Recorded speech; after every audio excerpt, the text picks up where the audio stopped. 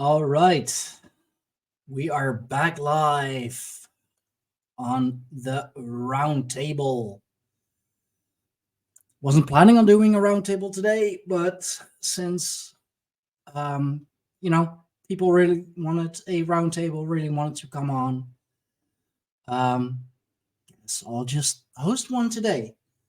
I have a few ideas for a couple roundtables. I posted that on Twitter, or at the very least on Twitter.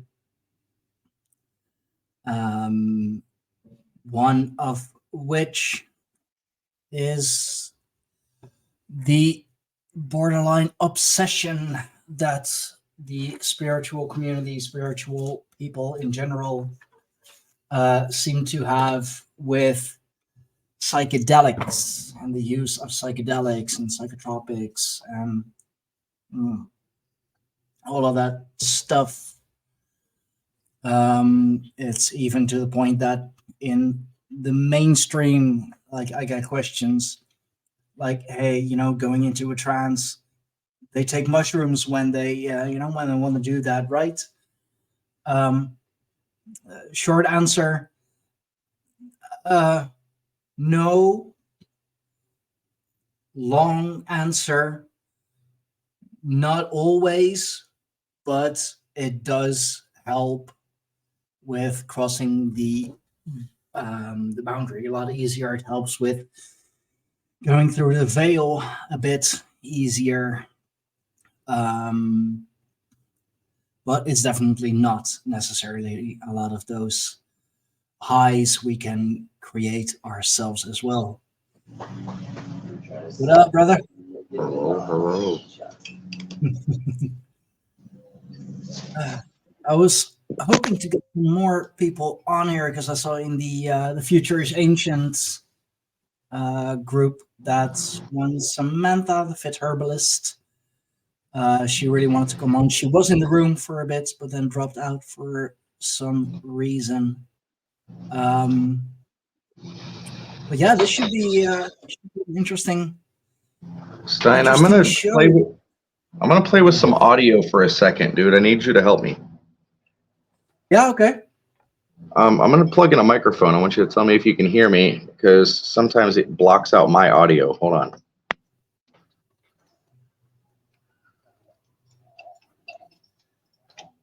Can you hear me? Testing, testing. Yes, I can hear you.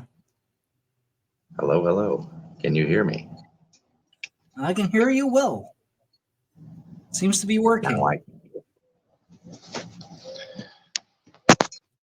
Right. When I plug in my microphone, it kills my audio. Oh, that's... I have no monitor, so yeah. All right. Now I know. Wonder if I can do it this way.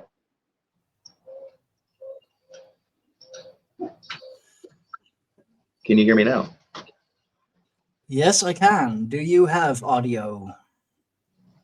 Yeah, I can hear you, but it's still coming through my phone. Hold on one second. Huh.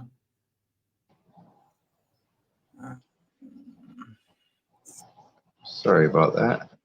Didn't plan on popping on. Didn't plan on popping on and had nobody to bounce these audio questions off of. So, needless to say, our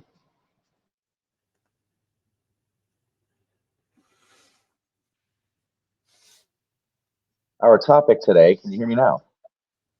Yeah, I can hear you. I can edit some of the mic settings from my end as well. Is it clear? Clear enough. All right. So we have we do have an interesting topic today. This is going to be a fun one because I think there is a mixed set of reactions to the answer, and a mixed set of answers, for that matter. Yeah, I mean, I know it's quite a hot topic. See, my personal belief because I mean I've kind of seen it both ways. Mhm. Is it's not necessary for everybody, but for some people it may be the only way,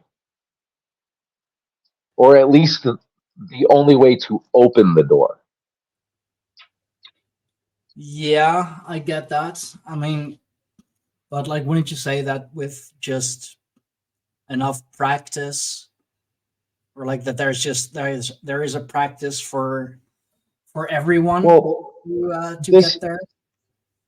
there is, Stein, and this is the way I look at it, right? Like you cannot explain a color to somebody who's never seen, right? And True. feeling a higher vibrational path or connecting with it or tuning into a higher vibrational channel to somebody that's never done it before, it's like telling them to experience something that they have no way to fathom, right?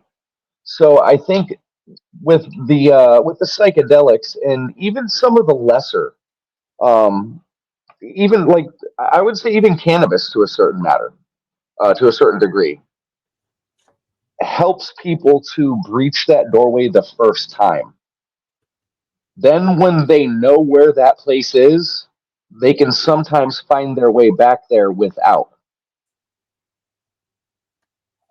So that's just how I've seen it from my personal experience, but I do also know that there are people who have achieved it with nothing, with no herbs, no spices, no nothing.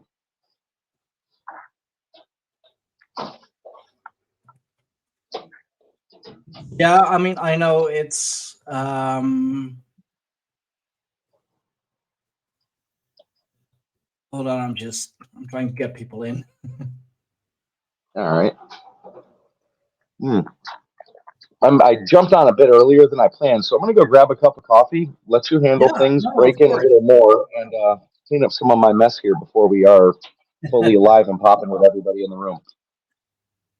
Yeah, no, definitely. I mean, I know it's, for some people it's harder um to cross the boundary, to go through from one side of the veil to the other side of the veil, if you will. Yes, Uh, please. it can lead to many places, of course. And yeah, psychedelics, or something like weed, or like any substance that gives you that high, that gives you that mind expanding feeling, if you will. um it makes it, yeah, it makes it easier for sure.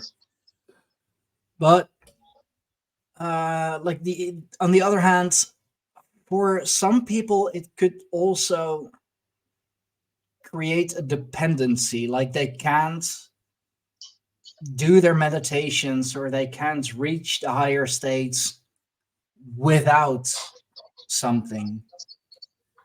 And I think therein lies the greatest danger, the dependency. Because even if excuse me, even if things like marijuana aren't technically addictive, they're not, or shouldn't be addictive, I should say. In reality, they still are. I have had problems with marijuana up to 3 times at least, unfortunately. Um, so it definitely can create a dependency. I mean, yeah, like, I still did some of my, I don't want to say best work, but like, I've seen the most and felt the most while incredibly high. But the dependency that it created for me, also because I was in a very bad place at that time, um, it caused a lot of issues for me. Now, Is that because it was more of a how would you say environmental? I mean, was that like a holistically environmental circumstance where because of the other negative things were happening, that kind of took that direction? And if you Uh, were in a place where you had more self control and tried it at the time, or had more control of your environment, should I say, it would have been different. yeah, Like if you probably. had a Like guide. I did at the time use it more as a an escape, if you will, and it created that dependency because like my actual sober life, if you will, like absolutely sucked at the time. So Yes. I And like kind of got dependent on weed. Like I was pretty much high from the moment I woke up till I was to sleep. I smoked like two you and a know, half grams worth in a day or two. I hadn't even finished one, and I was like already rolling the other. I can see that being the case for some people, but like I said, I think it's a holistic thing where like anybody could have a bad experience like that, and be in a bad place, but to discount it just because of that small risk, if somebody. I'm not discounting it. It's not in the Well, slightest. no, no, I understand you're not, but a lot of people do. Yeah, Is because it's such a at the lower end. They think if they want to get into that mindset, they automatically have to go to like mushrooms or LSD or ayahuasca or something much harder. When it could actually be something just so simple as activating your endocannabinoid system and connecting more with nature itself. Like literally connecting, going outside in the woods and connecting with nature. yeah. And I think that helps people attune that vibrational path. And I think that you're very correct to say that it's not needed. You know what I mean? Mm, And I do think that for myself, I with mushrooms especially, let's just say when I did them for an entire summer. I didn't just do them once or twice. oh So wow. it was, yeah, yeah, it was one of those things where, like, myself and a group of my friends went out into a pasture, got them the old fashioned way, made some tea the old fashioned way, sat down as a group in the woods, and Mm, did it the old fashioned way. And we had the most pleasant experience, which led to an entire summer of doing the same thing. Now, I was a teenager at the time. You know what I mean? So of yeah. course we had no concept of the spiritual aspect of it or anything like that. But No, through you were just a couple of dumb teens doing things. that's that's exactly it. Now later on in life, I wound up going through it and basically planning it out and making sure I had the right environment and going on this like trip out into the woods and kind of did this solo experience, and it was completely different, right? It Yeah. was it was like you're saying, like night and day kind of.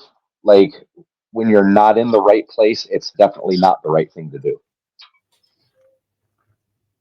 Yeah. No, but like under the right circumstances, in the right environment, I can definitely see it working properly.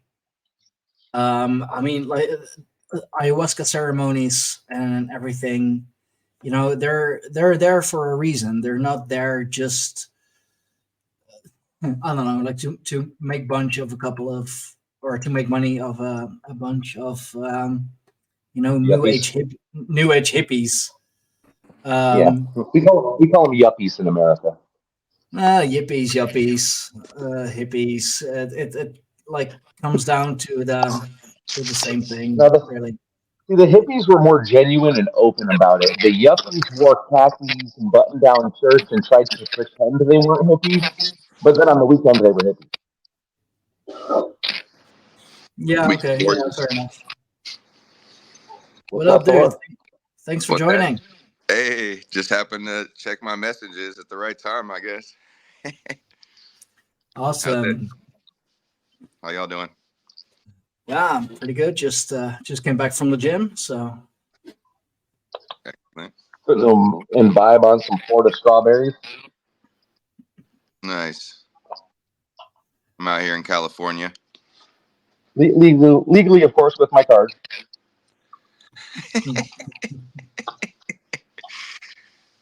Yeah, man.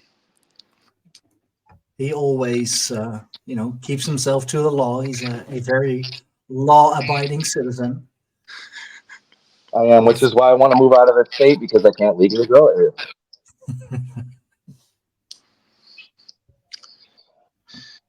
Yeah. So, how is the California life going? My personal life or in general? Two Well, different you know, things. the state of the state. It kind of depends where you're at. But yeah, the towns and the cities are getting a little bit harder to feel safe in. You know what I mean? Yeah, I have it Especially out there in Southern California. in the Bay Area where I used to live. I live like 2.5 hours north now in the mountains, but in the Bay Area, it's pretty hectic. You know, a lot of desperation and, you know, yeah. Yes, sir. Yeah, that's a life that I don't know if I could not flee from if I was there. See, you may be lucky enough to not be directly in the city, though. Not anymore. Oh. Yeah, it's gotten to the point here in Florida where I'm at. It used to be a very, very suburban area, just a scattering of little suburbs, no real big metro city center, anything like that. And I guess Palm Beach has decided they don't want any more growth, so they're sending all of it this way. And it's time to go. It's time to go. It's happening here. Were you thinking about relocating? Yeah, Virginia, Smoky Mountains, somewhere around the Tennessee, Kentucky, Virginia line. Nice. Is that my audio sign echoing back? No, I think it's Thor's audio that's giving us some feedback. Oh, forgive me. Okay. It happens, sir. You should have seen me jump on in the beginning here. I had a 15-minute sound test. Yeah.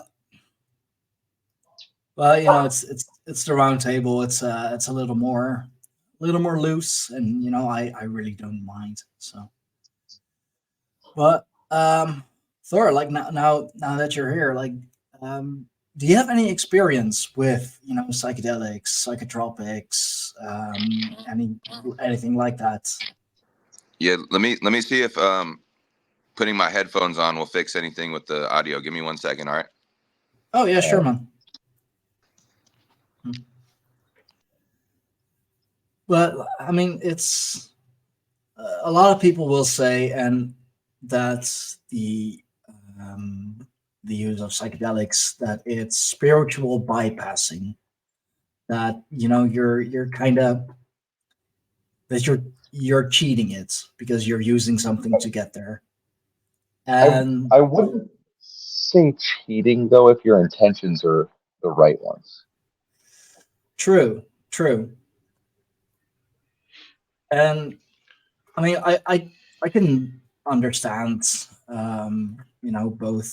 both parties. I can understand it both ways because you have the hippies and the yuppies who do it because they heard that it kills the ego and is like a shortcut to enlightenment or something. I mean, you have artists. I saw there's some like hippy dippy chick on TikTok, I believe. Like, she is. I mean, like, she's so enlightened and all of that, and like literally one of the first lines of one of her songs is did a little bit of acids, did a little bit of shrooms. So it's like, okay, so that's how you reached your enlightenment. You drugged yourself there. Who was this? I don't know the chick's name, but it's some hippy dippy chick, big boobs, of course. So the male audience loves her. How does my audio sound now? Your audio is a lot better. It's a lot clearer. No, Cool. no backing. I figured that's feedback. that's what it could have been. But cool, no, it's a lot better now. No feedback, so that saves. Like I keep this unedited and feedback. I'm still trying to figure out how to edit away feedback, but it's a bitch. Yeah. So have you personally had like an experience with mushrooms itself? Just the psilocybin mushrooms? Me, yeah, for sure. Yeah. Was this later on in your life when you were already like on the spiritual path, or was this like as a teenager? Like, because I did it basically when I was a teenager, and I've had an okay experience when I was a little more knowledgeable, but I'd like to do something like that more now that I know what I'm doing. Right. The first time I really had like a mushroom experience, I think I might have been, around 18. So, kind of out of high school. And yeah, that was my first time really like, looking at things differently. And yeah. But since then, I've definitely dabbled. I'm, 41 now, so I've had many mushroom journeys and experiences since then. Nothing like super, high dose, but that's something also that I'm interested in is building my tolerance up into these higher dose realms, which I've heard is like it's like a Richter scale, like you do 5 grams and then you do 10 grams and you keep going up. The amount that you're, can access is incredible. I've heard the way that works is when you get into the higher levels, you start getting like full DMT bursts, and you'll have like a pineal explosion of DMT, and I can kind of see that because I did at one point. We made a gallon of tea that had 150 caps in it, and I drank like a cup and a half of the shit. I was let's just say the group of people I was with, there was 3 of us. The one kid thought he was getting bit by something, and we saw bites appear on his leg. What? So it was like we hit one of those mind over matter states where shit was getting real. Yeah, no, for sure. Those realms are definitely opened up. I was actually just telling a story earlier today about when I was at a music festival and a bunch of people took acid, and I guess it was a bad batch of acid. And multiple people from all different areas were saying that either they had felt possessed or had been attacked by people that were possessed the night before. And I like talked to some of these people the next day, and it was a trippy experience. I've had group experiences like that though, but it wasn't with mushrooms. It was with a mescaline. We were doing the San Pedro's cactus, and it was one of those experiences where it's the first time I had done mescaline naturally and not in like a gel tab or something that was sold to me by some guy at a concert. And let's just say it was a completely different experience. And it was one of those interesting moments where we were sitting there talking in the room. There was black lights on, and all of us apparently experienced the same thing and discussed it afterwards. But I looked at my friend, and he had changed into what looked like a gray alien. While he was talking, there was this colored vibration around him. When he stopped talking, the colored vibration moved across the floor and went to the next person, and they started talking. And like, I thought it was just me seeing this until afterwards when my friend's like, yo, you will not guess what I saw. And like, it was wild, man. But that I got to say was probably one of the more intense psychedelic moments I've had with a group, because we all experienced the same thing, and it wasn't just that one little aspect of it. Like, it was almost the entire 8 hour experience that, like, afterwards we were discussing it. It was like, dude, we were going through exactly the same thing, and it was out of this world. That makes sense. Yeah, the resonance of everyone being on a similar frequency.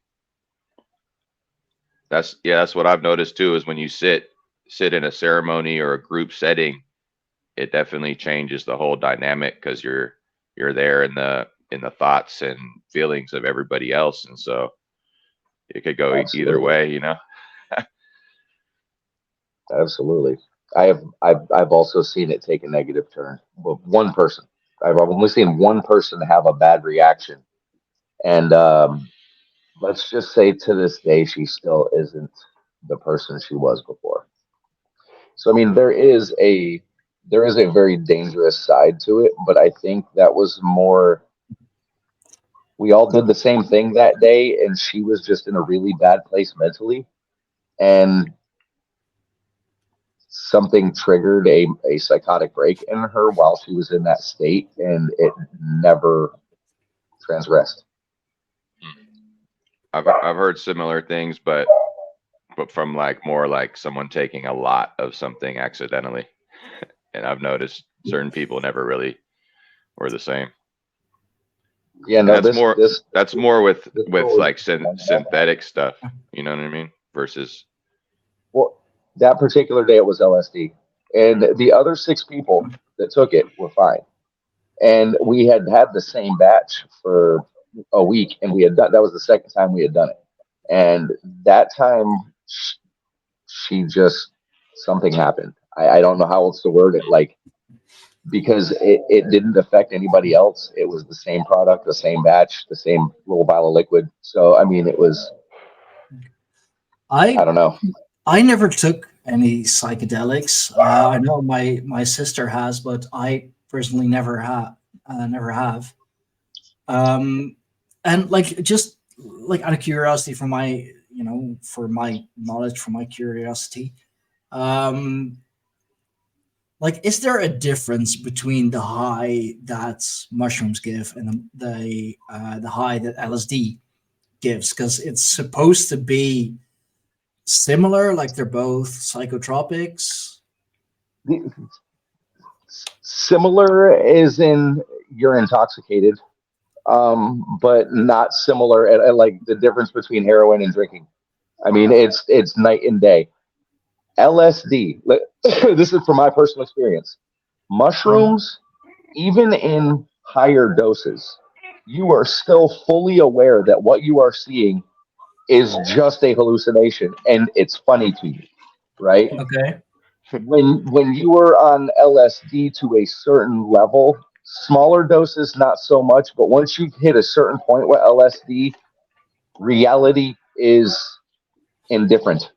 You can there's certain things that you can't tell whether it's a trip or real, and I think that's when it gets a little more dangerous, because with And like psilocybin mushrooms, for example, mm, they are a little more intense than Amanita muscaria because you have more visuals with the psilocybin.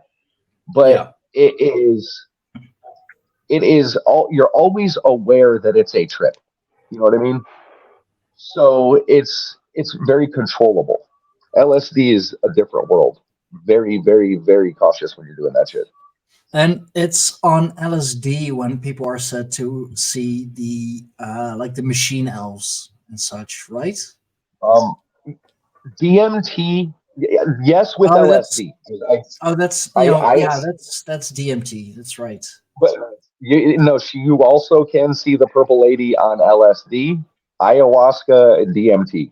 And that's just 3 ways I know that people have reported seeing the same being and she's almost always accompanied by the ego bashers or the machine elves.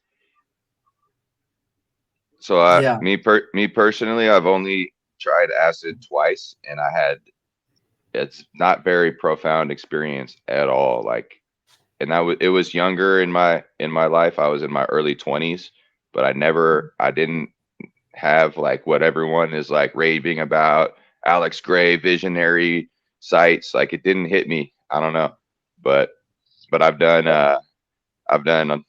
like most of the plants. Yeah.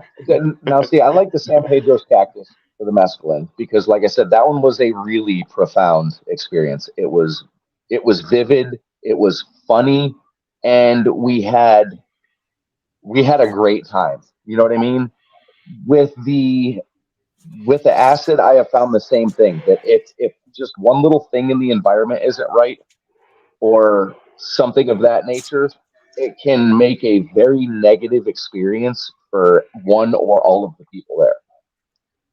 I've heard a lot of alien stories on people on high doses of acid, uh, encounters, abductions, you know, interacting with, um, and I've heard a lot of psychedelic stories because a lot of my friends have tried everything, and the craziest stories I think that I've heard are from acid, as far as like stuff that can't be explained, the weirdest out there, like the most insane stories I've ever heard are acid stories. I mean, that would probably um, like that would make the case of the like the three-letter government institutions using that stuff to create.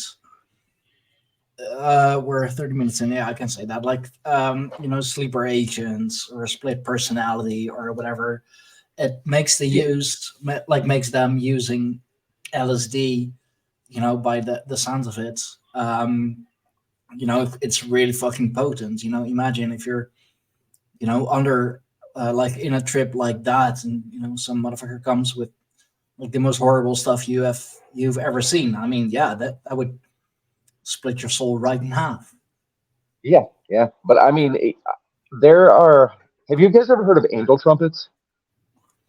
Yeah, I've done it. All right. It's belladonna, right? And now with belladonna, the dosing is extremely dangerous, right? Because you could have one angel trumpet plant that one flower is thousands of milligrams, and you can have another one where a flower is one petal is only like 5 milligrams. So it's extremely dangerous. And I know a girl that she loved taking acid mushrooms, and she did belladonna one time, and she was always a very down to earth person, kind of funny, like class clown kind of chick. And she did this one day, and we live in a suburb, dude. She thought she was in New York, the streets of New York City. She's looking up at the skyscrapers. Me and another kid run into her. We're skateboarding, and she's walking down the road. And we run into her, and she's like, "Have you seen my mom? I think she burned to death." And all of a sudden, she takes off running, and we're like, what the fuck just happened? Right? Then we hear from her brother later on that she had a bad experience with belladonna, and she told us all about what she experienced afterwards. And I mean, belladonna is highly poisonous. It's an ingredient in a lot of voodoo practice too.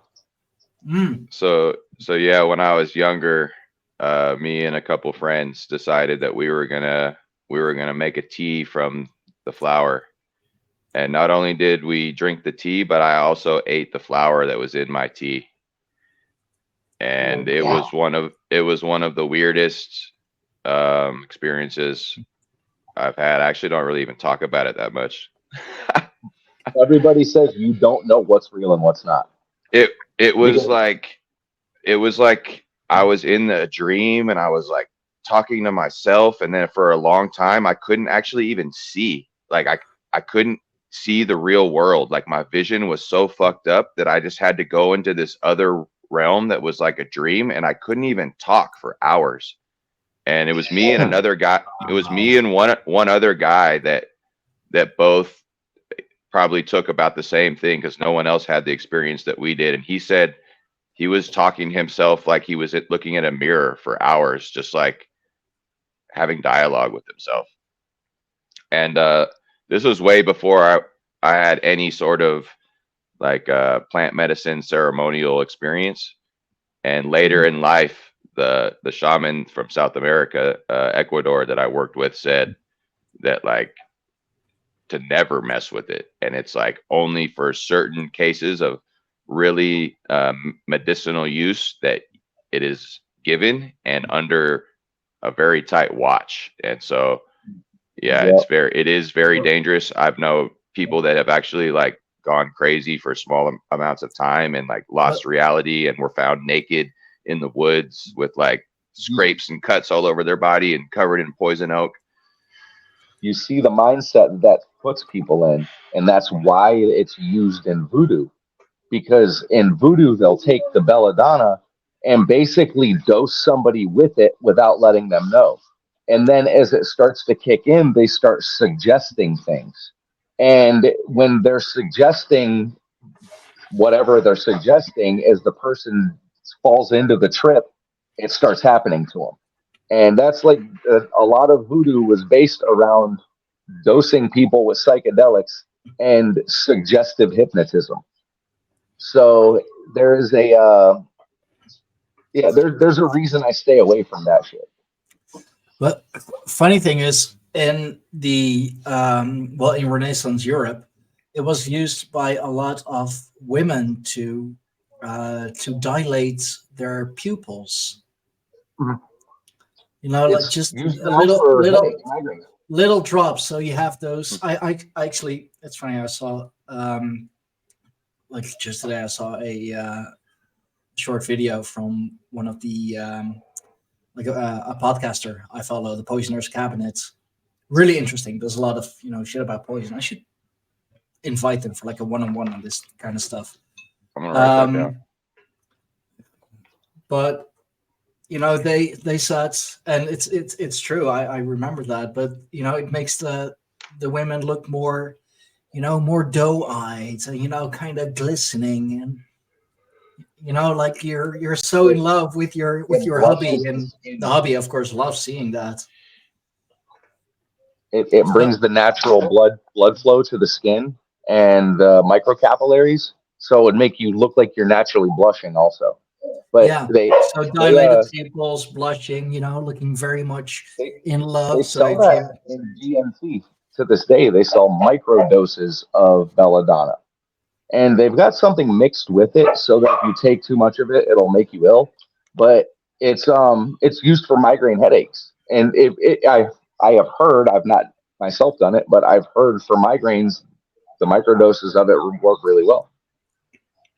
I've microdosed DMT for migraines and had success, as well as Amanita muscaria. I actually I looked it up real quick about belladonna, and like really, this is like it has so many uses. By mouth taken as a sedative to stop bronchial spasms in asthma and whooping cough. There's a cold and hay fever remedy. Parkinson's, colic, inflammatory bowel disease, motion sickness, painkiller, in ointments if you apply it on the skin. Joint keep pain, in mind, sciatic. That is really small doses of it, though, Stein. Not like anything that you would get from taking the flower. Like one petal would make an entire bottle of doses. Oh, for sure. Dude, like you can even use it for hemorrhoids. So if you're having trouble with your bowel movements, stick some belladonna up there and you'll be right as rain. Don't do that. It will change your life for the worse. This is not medical advice, by the way. Yeah, we're just messing, okay? Satire. Yeah. This is not medical advice. Anyways, for any institutions who might be listening or watching or whatever, this is satire, okay? Yeah, I'm just telling you, just making stories up for sure. The most intense experience I had, though, I honestly think was on none of those. It was with something called diviner sage, and I had been like completely depleted. I went to a couple-day concert with some friends, and we, partied out in the sun, listened to like 48 bands play for a few days, then came back. And as soon as we got back to the house, I drank a glass of water. My homie's looking at me and he goes, "Hey, you want to try something new?" And I'm like, "Sure, let's go." Apparently, you're supposed to like fast and stuff when you do it anyways. So we were like ahead of the curve and we didn't even realize it. But I took one gnarly hit of that shit and I fell backwards onto the couch and lived an entire lifetime. I had kids. I lived my life. I grew old. I was married. I had dogs. I bought a house, sold it, bought another house. Like, dude, it was insane.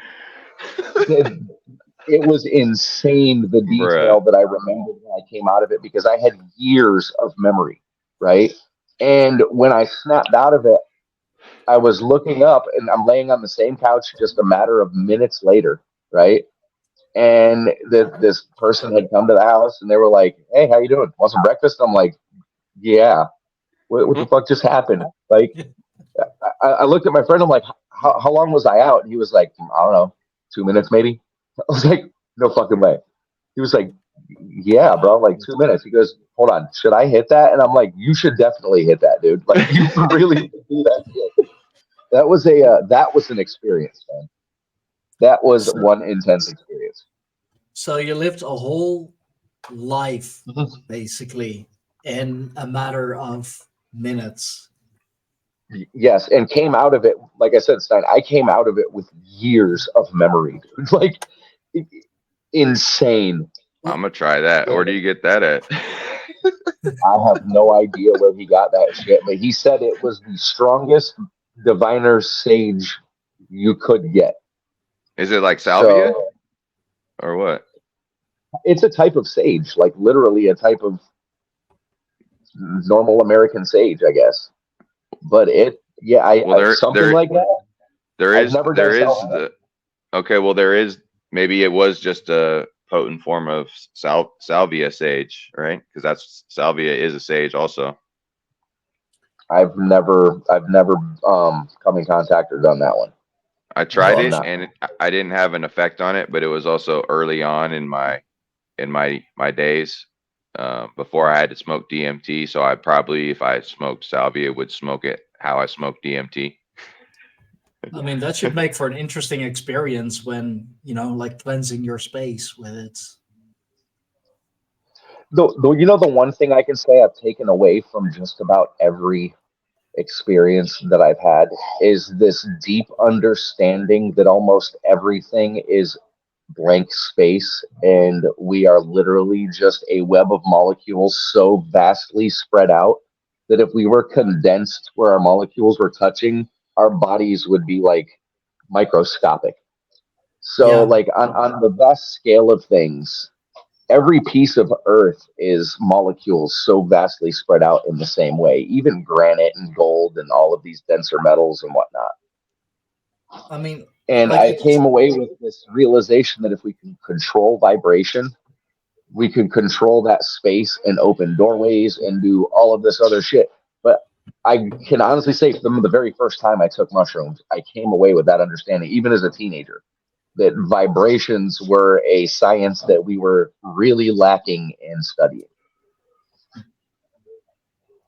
so what, but like could one reach those understandings without the use of any any outside stuff? Because I know that, for example, with certain breathing exercises, like your body can produce its own DMT. I mean, it's also often said that when you pass, when you see the lights and everything, and like your ancestors and whatever, that's like merely your body releasing all the DMT that it has, so that you go peacefully. I, I would say the best route without would be to first alleviate all external stimuli that are interference, types of interference, right? Hmm. All electrical interference, all light interference, all sound interference, radio waves. Get outside of a city,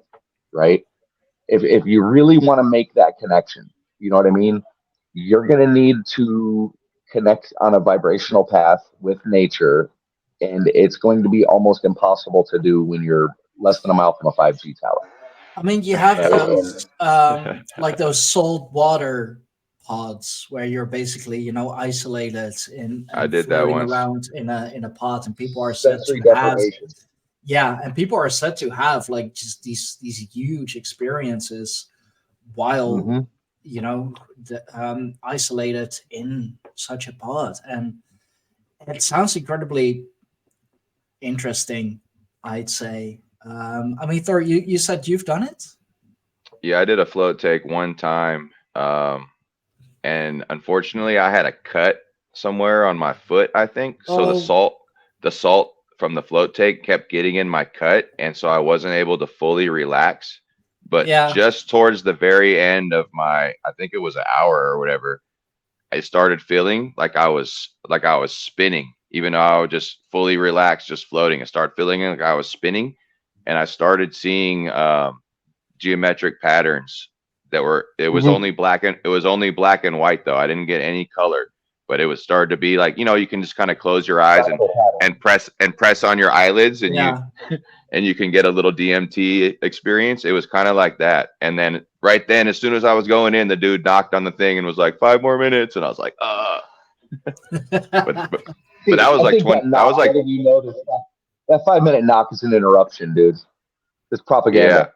that Trying to was get like you to buy 20 more years time. ago, and that was 20 years ago before I smoked DMT, and I haven't done it Now, since. I would like to do that with like a sound therapy at the same time, like in the sensory deprivation tank, but with like a almost like Bin- a static noise sound therapy. or something like binaural beats. So so I the first time think one I is a run smoked, of static. the first time I, it was actually the third time I smoked DMT, but the first time I blasted off, we put um, a solfeggio beat in the background playing on my computer. And so when I came back, you know, I smoked 2 fat rips and I was out. You know, I leaned back. My friend was actually taking notes. We have it all written down of our both of our first experiences. And when I came back, I started hearing the tone in the background, and I tried to talk, but I couldn't talk, and I just started humming with the tone. And then I started laughing, and I laughed the full octave from the highest to the lowest tone of laughter. And I was just so Oh. amazed that I could make noise. Like it was almost Wow. Okay. like I was reborn again. And I was like, you know, like imagine a baby coming out of the womb and then crying for the first time and hearing itself cry. That's kind of how it was for me. But I was Oh laughing. yeah, I had an experience similar to that with cannabis distillate. Actually, I tend to go out in the woods about once a year by myself and just spend 2 days out there. And oftentimes I will go, in the first whole day I'm out there, I just won't eat anything, right? And I'll Mm. bring a distillate syringe with me, and of course a cigarette or two also.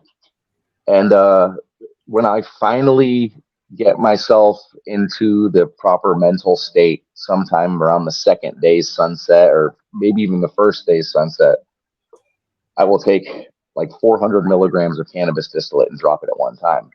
Now, what that does is it extremely quickly crashes your blood sugar when it starts to kick in, and it will shock you with a DMT burst, right? And I have had one of those profoundly rebirthed experiences, right? Where like you feel like you went through an entire cycle of life and death. And then as I was opening the tent, the sun was rising over the lake that my tent was in front of. So it was like the whole night had gone by and I went through this whole experience. And then, like, in the morning, I was opening my tent and crawling out of it. And I was like being born into the sunrise, dude. It was like the weirdest, most profound thing I think, probably one of the top two experiences that I've had. So my number one experience, I guess I would say I was also smoking or using cannabis, but I had just smoked a joint and I was on I was in Hawaii for the first time at a green sand beach. So there's this it's peridot. It's a silica magnesium iron crystal that's green, and the beach is covered with that.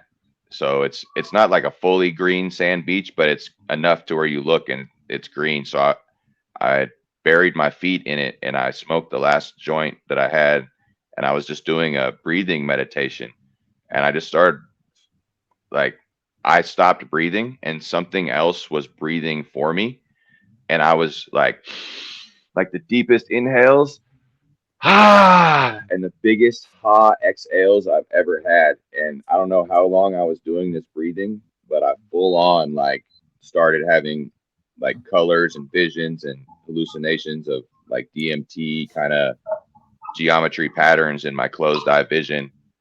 Wow. And then I finally like came out of it, and it was like I felt really, really trippy. And the one thing to note is that my chest hurt for 3 days because I had never taken breaths that deep before. My chest literally hurt from breathing. It was crazy, man. Like, I don't know if that made sense. I mean, yeah, like Jesus. Okay.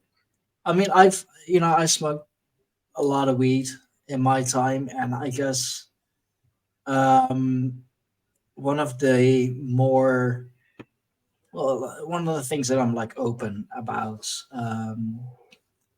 like of course, like other things happen, but that was just because I was in such a rough mindset at the time. But like I swear, like and this was like just when I was incredibly high. Like I smoked sativa mostly. Not I wasn't much of an indica guy. I always smoked a lot of heavy sativas, and like I swear, this one time I had my eyes closed. I know I had my eyes closed, but I could see my hand in front of my face through my eyelids. Like I could literally.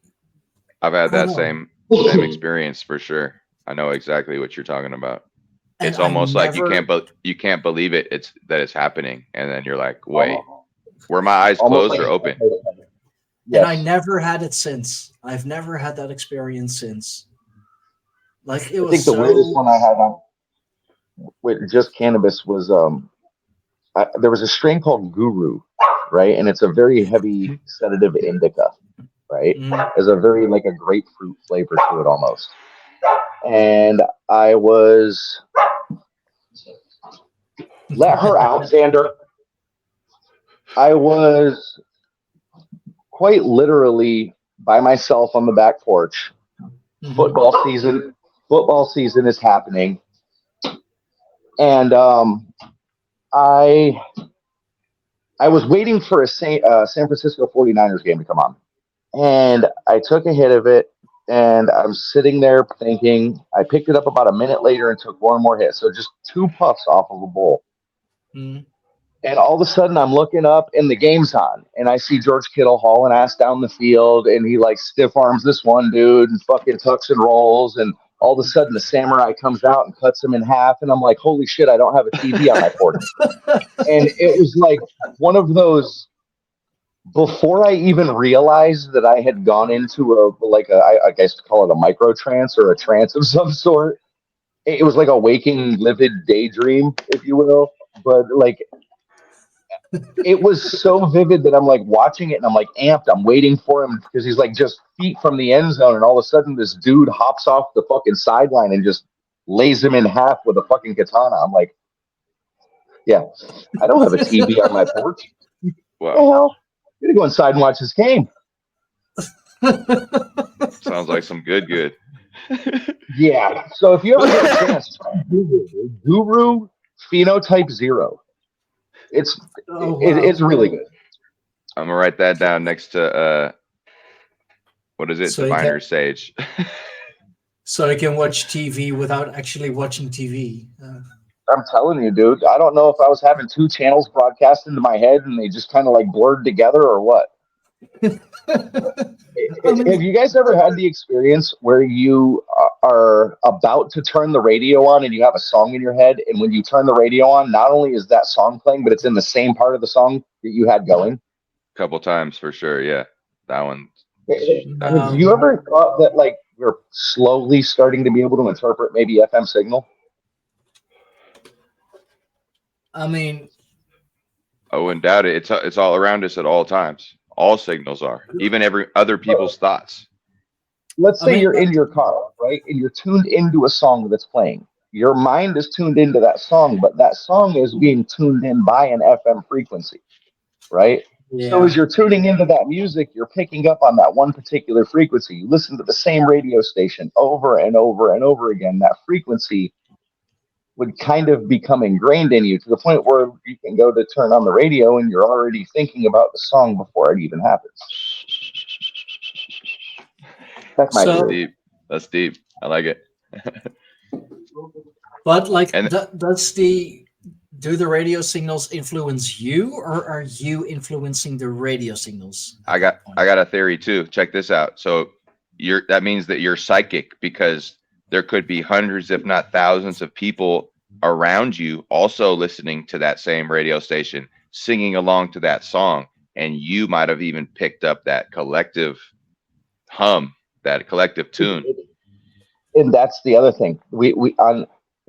Now I want to really do that, dude. Set it up to where you have like 200 people try to answer the same random question, right? Yeah. And they throw their answers into a chat, and you run through the chat and see how many of the answers are similar, right?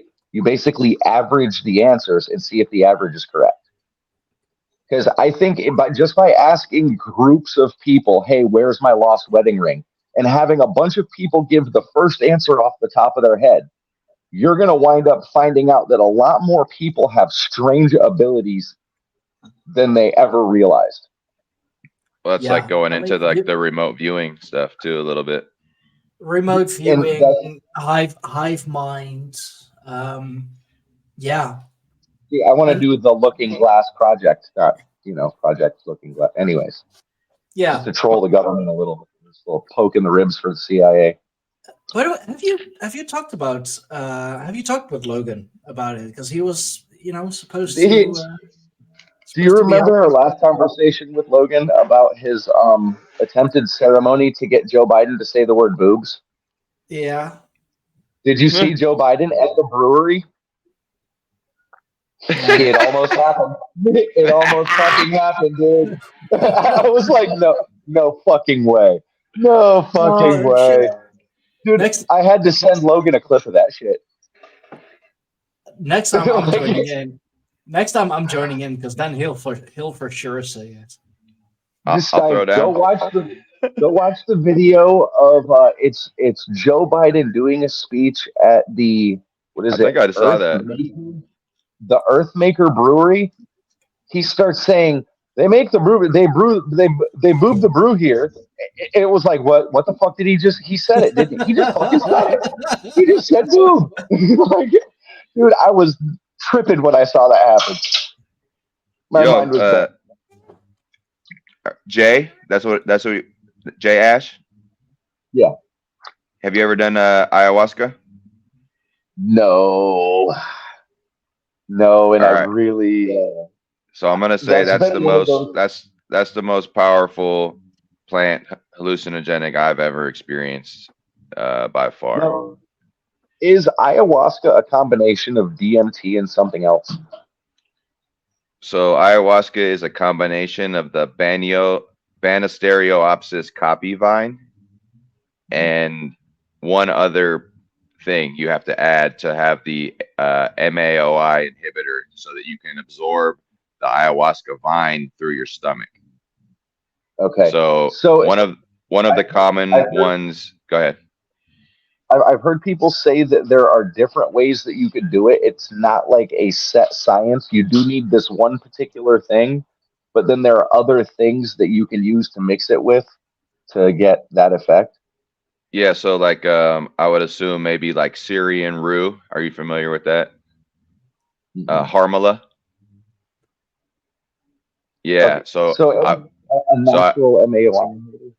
yeah. So I think whatever you have that could be that's close to you, you would probably use that in your brew.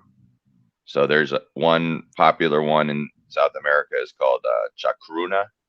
It's just another plant that they mix with it. But I've also smoked DMT on top of Harmala ground up seeds, and I've had pretty profound experiences on that as well. Now, see, I have talked with Stein about the natural ways to get into that mindset, but I think a person has to do so much mental preparation beforehand because you have to understand Yeah. what a higher vibrational plane is. You have to understand the plane of tripping before you ever tripped. You know what I mean? So you're connecting with nature, vibration, and a state of mind all at the same time in like a perfect flux. And like I was saying earlier, I don't think people could do it as easily as it was done before because of all of the interference that we have. Like I think it used to be much easier for people to commune, to connect. So And I think now with the 5G, with the light interference, with the sound interference, it's become a different thing. so there was a video I recently saw where a guy from the West, I don't know where he's from, the USA, he's traveling through India. And so he's meeting all these, yogis and high level meditators. And, they all smoke ganja out there, but they might not have ever had acid or DMT or whatever. So he actually has 5-MeO DMT, which is the strongest form of DMT from the bufo toad. And so he finds a yogi and he agrees to smoke the 5-MeO. And so they go into a tent and the yogi smokes the DMT and he like goes into a kind of meditation for a while. And then when he comes out, he's looking around the room and the guy is, filming him, right? And he gets all kind of like aggressive and almost like starts punching towards the guy and he gets up over the guy and he's like talking in tongues. And then he like calms down and then asks to smoke it again. And he smokes it 2 more times. This is one of the strongest hallucinogenics there is that you can smoke. And he comes back again from the third time he smokes it. And he basically says, yes, I've achieved what I just experienced by smoking this in my meditations before. Not all the time, but 2 or 3 times, my most powerful meditations, I have been there before. And then he talks about his aggression, and he said that when he was in that pure state of, getting to these higher levels of consciousness, that he was able to sense the guy that had the DMT and the guy filming, that they were interfering with his experience because of their lower vibration and that they weren't clean and pure on the level of he was as this yogi.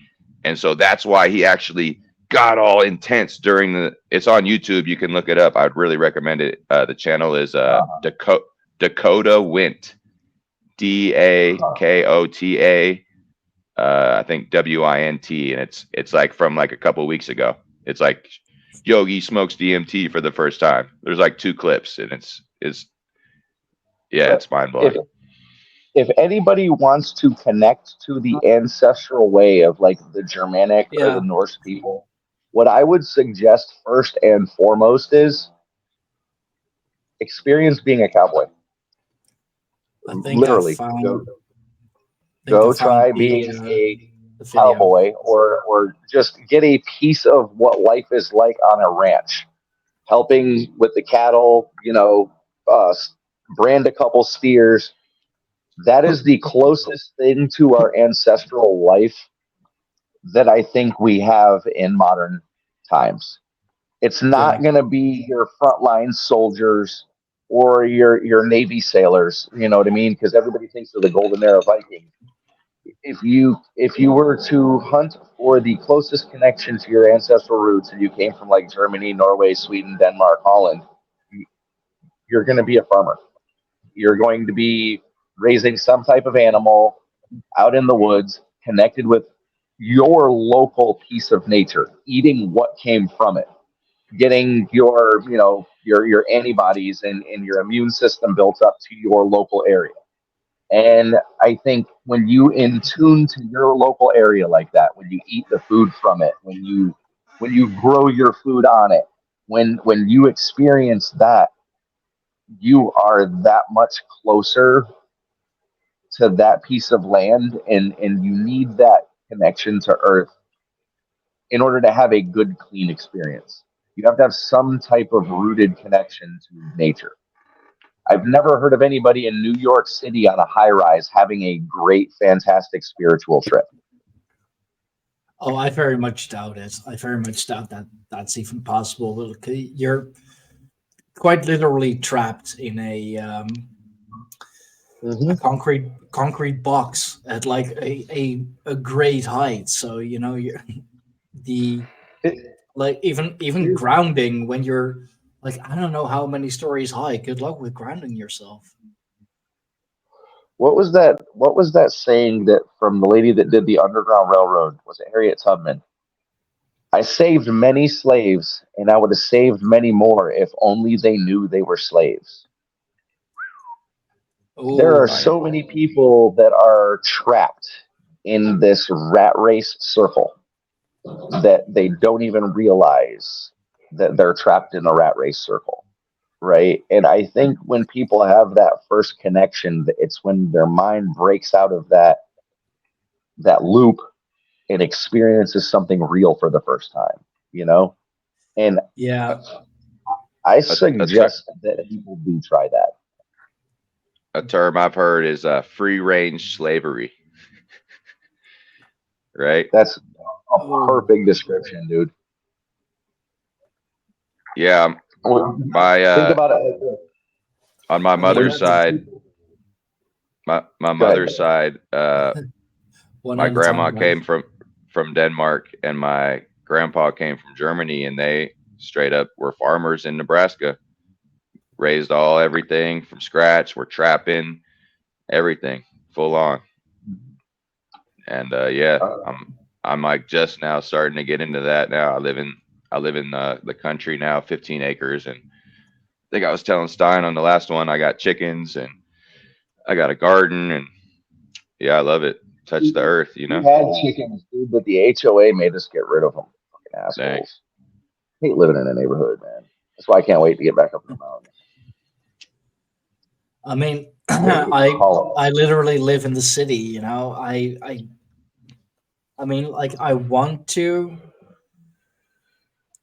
love to get chickens. I would love to get a garden. I would love, to have all of that. But like, I just don't know if it's worth it living in the city. I would much rather, wait and plan and save up till I can like have my own space, like actually my own space, not just the damn rental place.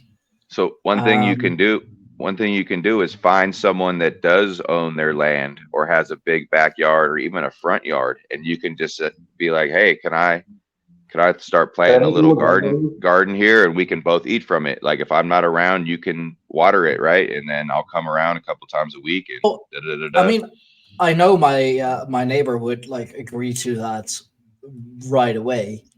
I'm pretty close with him, which is quite special. In the city area you're in, what are like the building heights? Like, are they like skyscrapers, or are they like 4 or 5 stories ish? No, we really don't have skyscrapers in the Netherlands. Yeah, man. What's up, dude?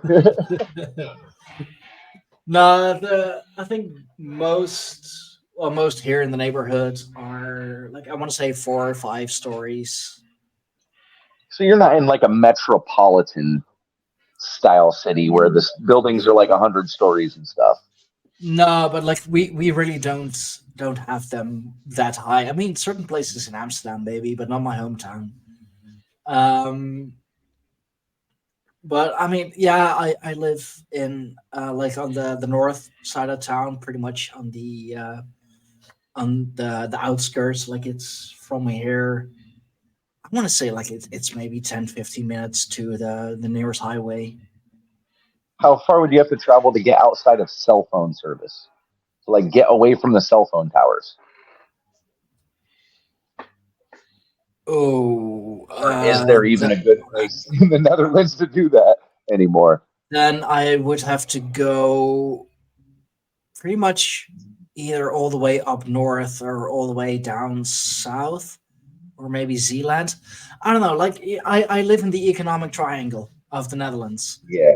So I mean, to like escape any kind of radiation, like of any kind, I have to like be out of the economic triangle and in the more or in the less dense populated areas, which you have going further east, but I would I would have to go Acres of to land.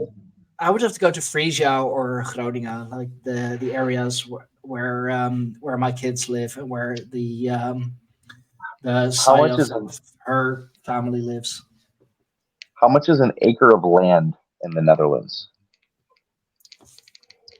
Oh man, I don't know. Let me look it up I've though. been very curious about that.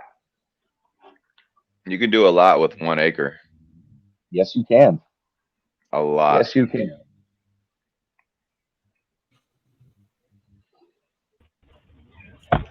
Ooh, Okay. I didn't know what evening was going to be for everybody, so I figured this was going to happen. So I'm going to be going to the gym, but I'm going to hang out in the parking lot for a few minutes. How's it going, guys?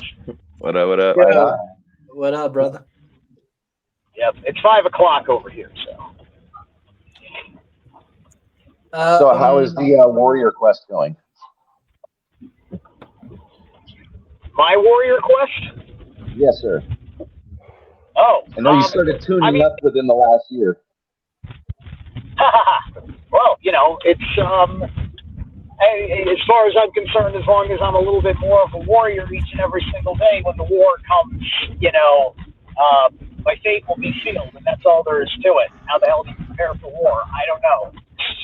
But it's supposed to be a hell of a year. It's supposed to be a hell of a year for the United States. That's what I am told. Oh yeah. Oh yeah. So did you find any land for sale, Stein? I looked it up real quick, just average. This is agrarian, so if we're talking grasslands, well, first of all, I want to go up north because here is like just way out of price range, but per hectare, because it goes like we sell it per hectare here, which is, let's say, 2.5 acres. Is if I would go all the way, if I would go all the way up north to like where my kids live, it would be like 60K. So about, if you broke that in half, which would be about an acre, it'd be about 30K an acre. It's still a little pricey, but not much more than some of the land around here in America. I mean, that's like Florida land price. Yeah, but like it's very fertile, of course, because close to the sea and all the way up north, so very little, little in the way of pollution. I say that's similar to. You can buy land in America for $1,000 an acre still, Stein. For $1,000, you could be an American landowner. Have all acre to yourself. It's just something to keep in mind, dude. Look in the Smoky Mountains area. Land is still cheap. Be mindful of what state you got that land in, because you have different levels of privileges and authorities. Yes, we call it tyranny. Because there's freedom, and then there's different stages of tyranny added on top of it.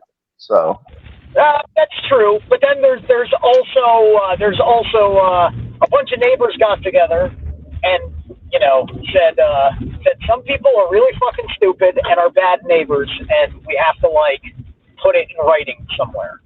right? And that's kind of like why you have local shit. The federal government, not even the state government, was responsible for getting anybody in a mask or getting anybody medically certified. That was all your community, your business, hurt people's personal free will, setting precedent. So tyranny, much like hell, to other people. They made them think they were righteous. You have a situation in the United States where you have two different sects of media, right? And you have those two little bubbles of media have diverged onto such variously different paths that you now have people watching each one that live in two based realities, right? You have one reality where these people think it is okay to mutilate the genitals of children, that our borders should not exist, and that laws are all oppressive and, people should not be punished for crimes that they commit. And then you have another group of people that are the exact opposite. But they're swung so far to these extreme ends of it that the people in the middle feel outcasted now, man. We've got to bring the middle back. Yeah.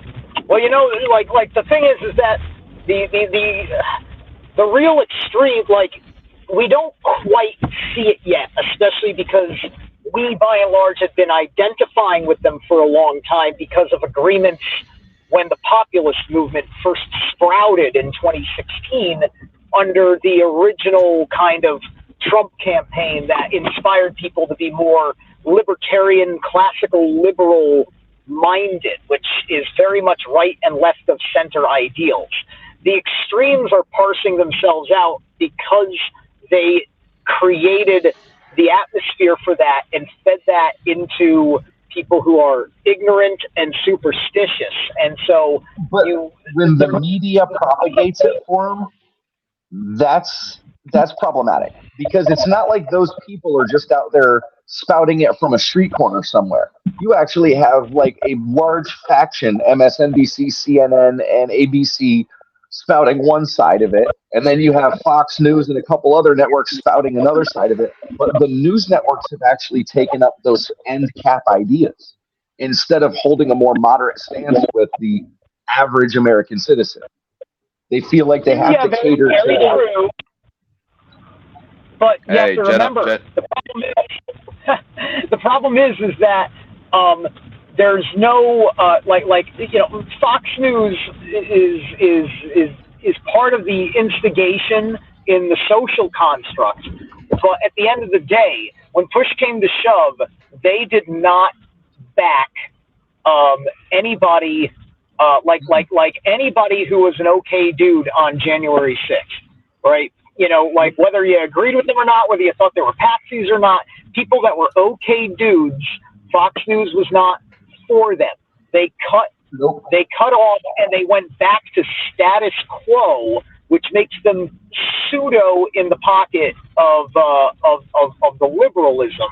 Even if liberals don't like them, they're still statists that don't go to the same levels of freedom that people like us or anybody even near us want. Yo, folks, I got a jet. Nice chat. Plug yourself before you go, brother. It's been good, man. What's that? Oh yeah, thanks for having me. Yeah. Oh yeah, you can check me on Instagram at The Librarian, and I got a YouTube channel, The Library. I'm all about books and spreading knowledge. So thanks for having me again. I'll see y'all soon, brothers. Bless. See you soon, bro. See you soon. And like we were talking earlier about certain government agencies, operations with the use of acid, for example, and we actually have a real life operative in the house. Who do we got here? Who boy. seems to be muted. So I don't know what's going on there, but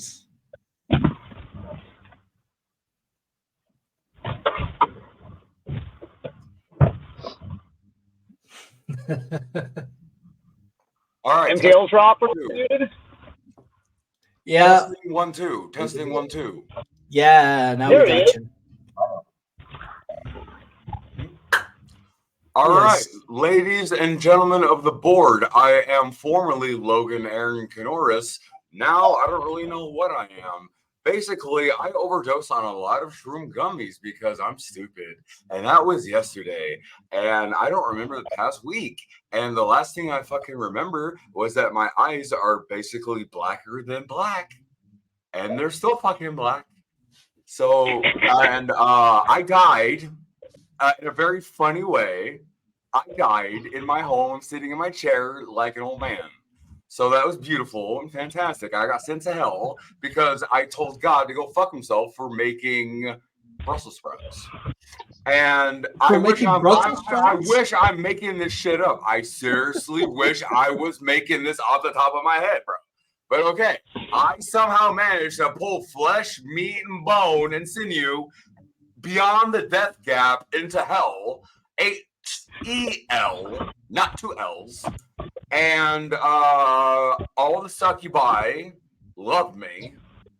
And I didn't know I was such a Chad, a man, a guy that got shit done.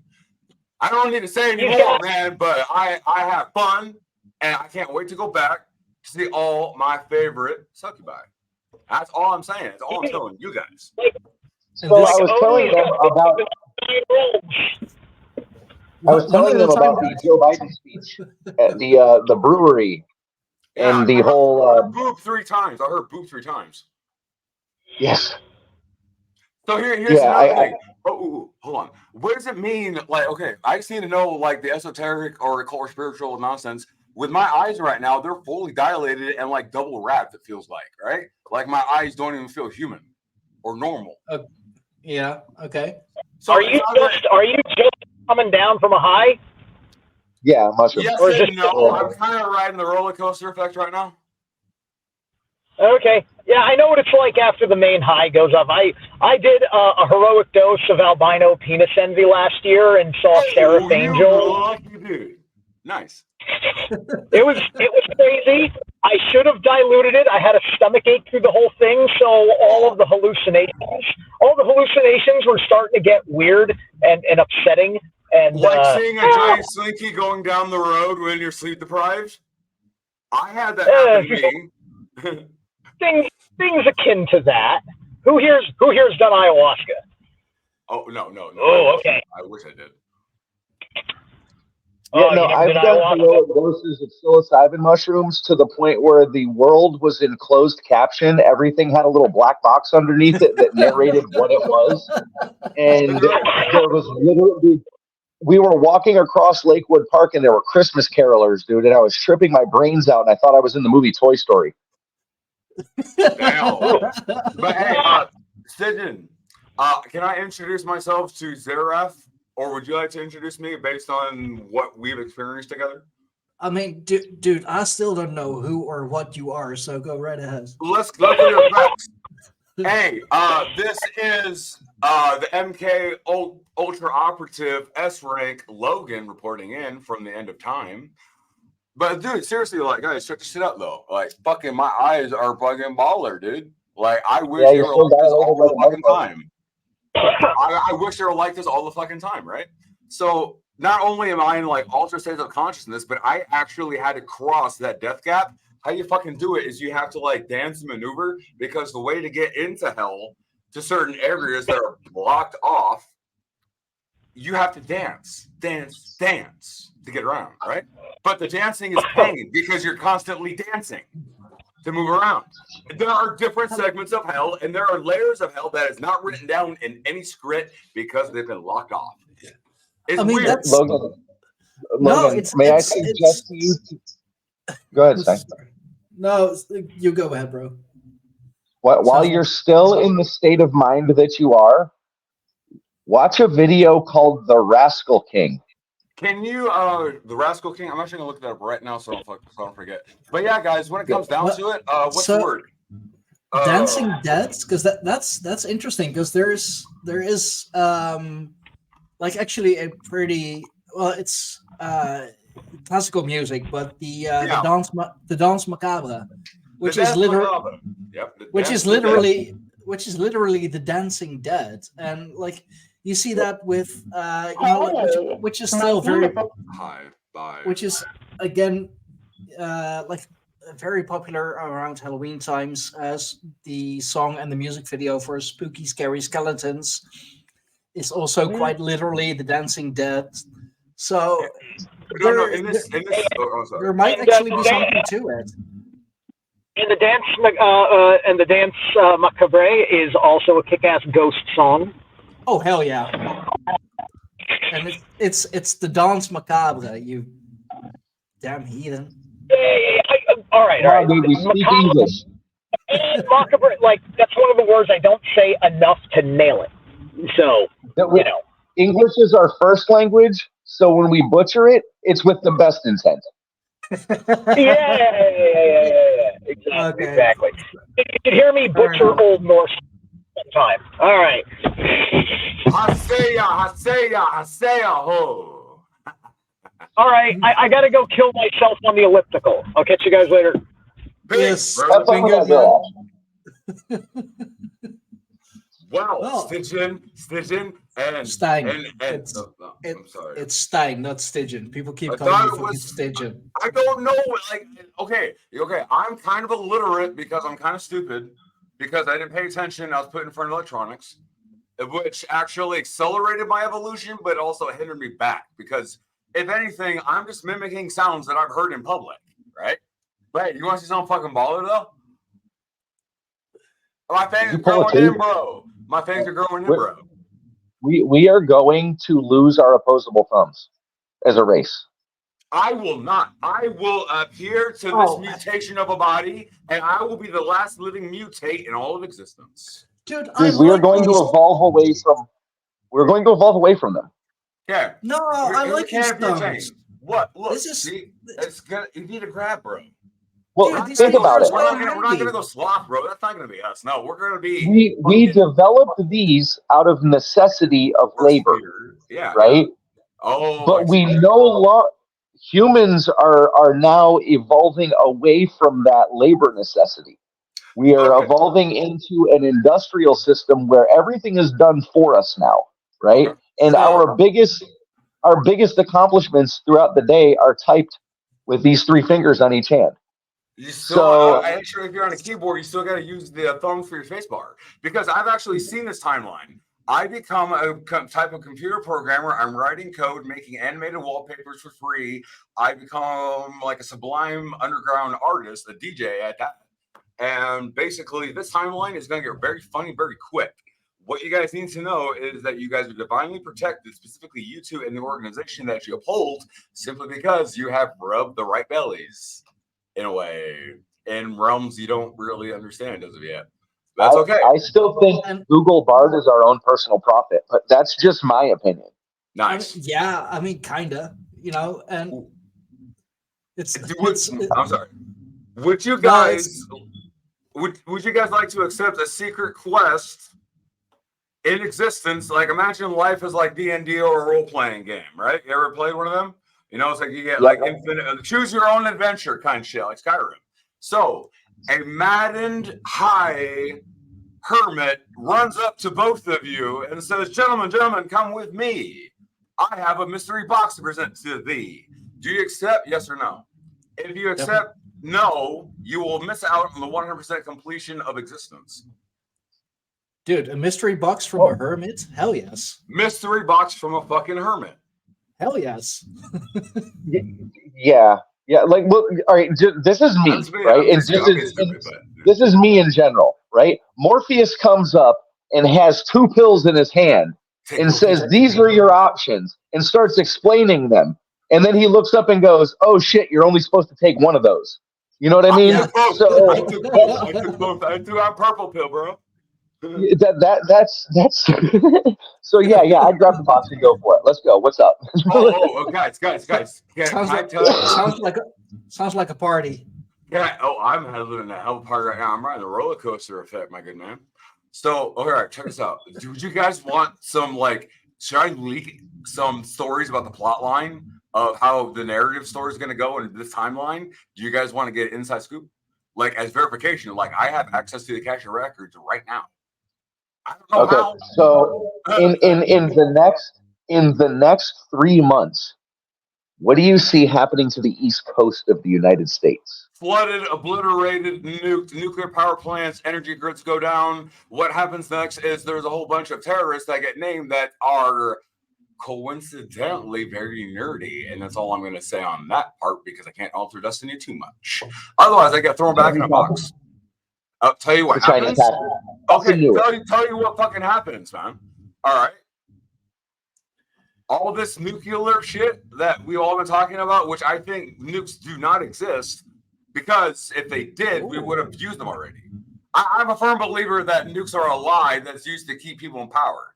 And remember how Q and all the other groups and all the other intel agencies were talking about comms being corrupted and shit?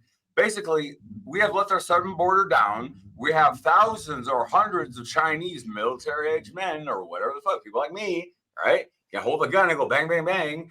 All you got to do is have enough of a swarm, and you'll take down power grids by taking down the power plants, man. And you take down fucking power plants, and that causes a cascade effect. Not only that, you guys are going to be dealing with the biggest CME that's ever going to come, ever. And it's going to upgrade your DNA. We know that a coronal mass ejection is going to wipe out a large portion of the North American power grid. That's already a given fact. They're fucked, but and they know they're fucked. I don't see that within the next 3 months. I see that within the next 3 or 4 years, but not the next 3 months. I see that like a 2030 event. Remember who was it that tied himself upside down in the fool's position, I think, and scried upon, was it Odin himself or what am I thinking of? Odin tied himself upside down from the hill. I can't do the motion, but I know what you mean. St. Peter as well. Yeah. What I'm trying to say is like, when I pulled my physical dead body from the third dimension into hell, HEL, I'm being told is very important to specify, right? So how you do it is my TV, man, it's like a black scrying mirror.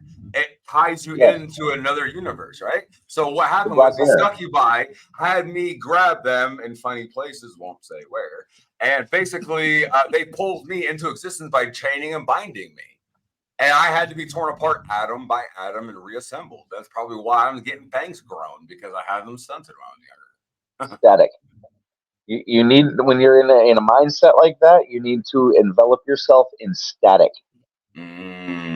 That's where I fucked up, because the time kept resetting itself and I kept doubling every time. Normally I wouldn't complain in a situation like that, but I had to find the original succubi.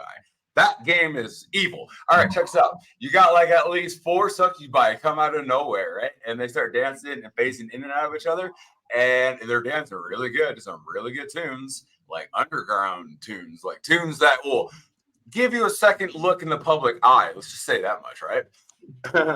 And you have to choose which one's the real succubi and which are illusions or shape changers or changelings, right?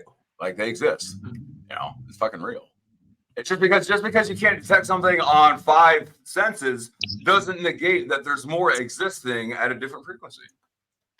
Yes, dude, we can only see visible light in a very narrow band frequency.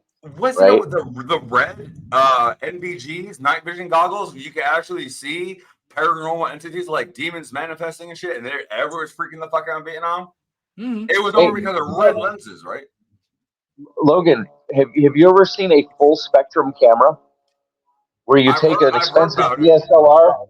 You take an expensive DSLR and you remove the infrared and ultraviolet filters from it.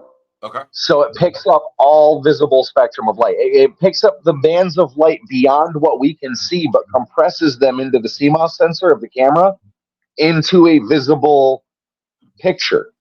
So you're taking basically what you can't see with your eye, and you're expanding it, but then when it's compressed, I gotta go. Hold on 1 second. When it's compressed into the computer, a lot of the ghost hunters are now starting to use the full spectrums, right? And they can take like I said, they take a basic camera, like a regular Canon EOS or like a Nikon D series camera, and they remove the filter from it, and then take pictures with it, right?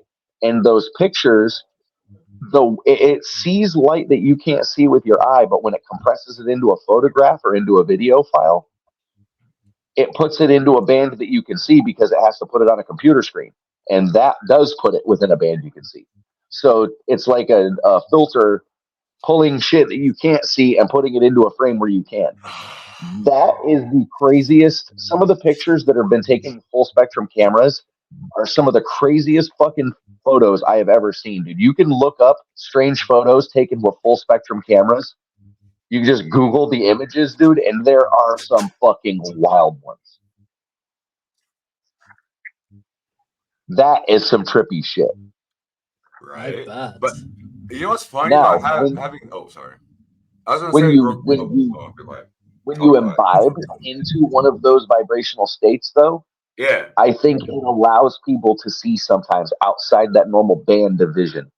Like you see, it opens your wave, your bracket a little bit further, so that you see a little above the ultraviolet and a little below the infrared than you normally would.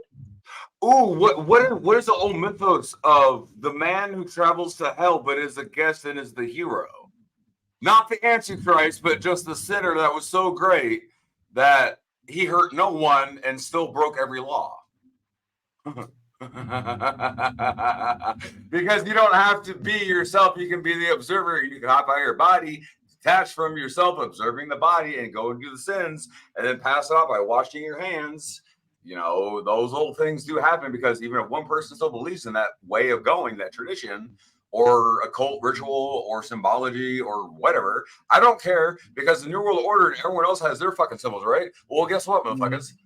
I got my own fucking symbols too. You know what I mean? Like, dude, I don't care. It's like your magics are so weak that an amoeba can kick your ass. And an amoeba's got no brain. In which I like to classify myself as an amoeba that grabs an intelligence. Because I find that to be the most hilarious. Why is it a bad idea to give amoeba intelligence? I'll tell you. Because amoeba only know eat. Therefore, amoeba hungry. See, if you can find on Google some of the images of full spectrals, right? Because there's a lot of them on there where people have taken them outside in daylight, and it looks like they're catching almost like a phantasm of a person walking through. Now, these are cameras that are like extremely high def, and they remove the ultraviolet and infrared filters from them, and this is what they're getting out of them. So I think there are beings that are walking that are just in a different wavelength than we are, that are walking right alongside of us on this plane of Earth, right next to us, and we just don't see them. The invisible man kind of thing, like he's just outside of our visible spectrum. Let's I see. got a few bit of knowledge to drop on that nonsense to actually verify what you're saying. Okay, this is gonna sound really weird. One thing here, but no, do share. Real quick, Logan, let him You're share correct. the image. You're correct. Okay, let's analyze the picture. All right, let me look at it for a second. Yeah, you got a man sitting down, and then you have the apparition of himself, which is astral projecting. This is the spectrum that I feed in. This is life essence area. It's supposed to be a casual exchange, right? Like you give and you receive. You know what I mean? One pulls, one pushes. But what happens is you can take the observer, which is observing the soul and the mind and then the body, and you can shoot that out as a weapon. But just because see, it with doesn't the hit physically, they're on different levels. It's like Legos, bro. It's like Legos and stairs. what I'm saying though is with these cameras, I think we give people a way to see in that the state that people get into when they're tripping, they're able to see outside the normal spectrum. And I think those cameras allow people to see, like, let's say somebody was in the room and they were tripping their brains out. They'd be like, dude, there's somebody standing in front of you right there. Right. And they'd be like, no fucking way. Take a picture with a full spectrum and there's a dude standing in front of them right there. You know what I mean? Like that kind of thing. I think it opens up our ability to see outside of our normal spectrum. And we've had this ability for these cameras, right? People have known about this for decades and decades and decades, right? The government has used full spectrum cameras to do all types of mapping and surveillance and shit. Why has this only come out now with ghost hunters? if it's been a known thing for so long, why is it only coming out now in like fringe groups that are looking for things outside that spectrum? Very simple, my good sir. They do their own research and they don't use biased information that is not objective truth and reality. Because guess what? Every single book or story you've heard is biased. And not only that, they do their own research. What I'm saying, also those are set up for very specific comms, right? A lot of stuff is going to start tying into the Cukes crap, which I had a hand in snowballing and getting going. Which basically is going to go like this: you're going to see a lot of people communicating, saying very weird shit, doing weird things at weird times, like us, like me doing that ritual, right? I tried for our audience at home at a later date. I attempted to absorb all energies that were negative, hurtful, vitriol, hatred, agony, suffering, pain, anguish, all that crap, and absorb it into myself. The problem was I absorbed so much hate and death energy, I went feral. That's why I wasn't around. I literally went fucking feral and went. We did a podcast. For the audience that is unaware, we did a podcast about a little over a week ago, and Logan agreed to do a ritual, and he said he was going to try to get Joe Biden to say the word boobs at his next public appearance. Yeah. And Joe Biden spoke at a brewery. Yes, stuff like that. Now we can see outside the normal spectrum of light, our normal regulated visual spectrum. Hold on, look at it like this. This is a cursed relic from Thailand. No, this is gonna sound so weird, but I can see weird details. My eyes are so open up right now. This is a cursed totem that once you cross this path, it turns straight, and when it turns straight, it is connected to you. What this thing does, imagine a moving landmine, bro. There is spiritual war going on every fucking second, guys. Oh, yeah. Every second, man. And everything that you think, say, and do reverberates throughout creation. I'm sorry. I gotta be a bit more animated, so forgive me. My point with the whole photography thing, though, yes, is that on the topic that we're on, right? Do people need psychedelics to be able to breach that barrier? And the answer is no. I think we have ways to breach it within our bodies, right? But I do think we also have tools now that can help us see and know that it exists to actually focus energy on that and know where to look or what to look at, right? So because we've got full spectrum cameras, now here's my question. Why were cameras only limited to the visible light spectrum of humans? Like rephrase that for me. Why are cameras that we have invented, why did they only take pictures based in our visible light spectrum? Why would we not want to capture? Why would we not want to capture everything that's there, even if it's outside of our visible light spectrum? Do you know how people freak out about brain eating amoebas and crap? Well, basically, what am I trying to say here? The government was doing tests with this shit with their special forces in Vietnam. This is a story that I heard about in Vietnam or whatever, and they were seeing like demons flying and attacking them and shit like that. And people freak out when you say, "Oh no, I got a cold, I got a cough." Oh yeah, those are shadow people, dude. Yeah, they need to die. I will go on a quest one day before I die, and I will eat as many shadow people as I can, and I'm gonna find that fucking hat man. I'm gonna kick his ass. Logan, have you ever seen two-dimensional figures? Yes, I've also had a figure poke its finger through reality, and it turned into a grid, bro. I have a question. What's up? On multiple different occasions, I have seen these two-dimensional figures, right? They look like they are literally as thick as a piece of paper, but when they're facing one way, you can see the full silhouette of them, right? And they will turn, they turn, and all of a sudden, like they're gone, right? Yes. Almost like they're razor thin, right? But I have noticed that anytime I have ever seen them, right, and it's not like seeing something out of the corner of your eye. It's like actually seeing them. Yeah, But like, anytime I ever have, they're always at a distance and like observing. Like they never get close to where there are people. it's kind of like this. You see this, right? Yes. Yes. Yeah. It's different point. You see, once you change your retrospection, we actually have 18 degrees, I think, of directions, if I'm not mistaken, more than the 4 we were taught. And another point I was trying to say, I almost forgot about it, but thank God, or whatever, spiritual power, the fucking magi. I don't care. They just told me to say this crap. I'm channeling right now, and I'm getting a lot of fucking comms and intel, and it's pissed me the fuck off, actually. It's like talking to 10 people at once. I'm sorry, guys. All right, guys. The magi. You guys need to figure out a system of communication that does not involve you stealing the voice box. My voice box, I have the lighter. I'm sorry, guys. Imagine you have 10 different versions of yourself, and they all are like you, and they know how to piss you off, and they know how to make you smile. Yeah, I got basically 10 Logans in my brain. Every time you guys are having a conversation with me, you're talking to at least 10 fucking people. But have you ever seen the show Herman's Head? No. There was a show on TV back in the day called Herman's Head, and it was about this guy. What decade?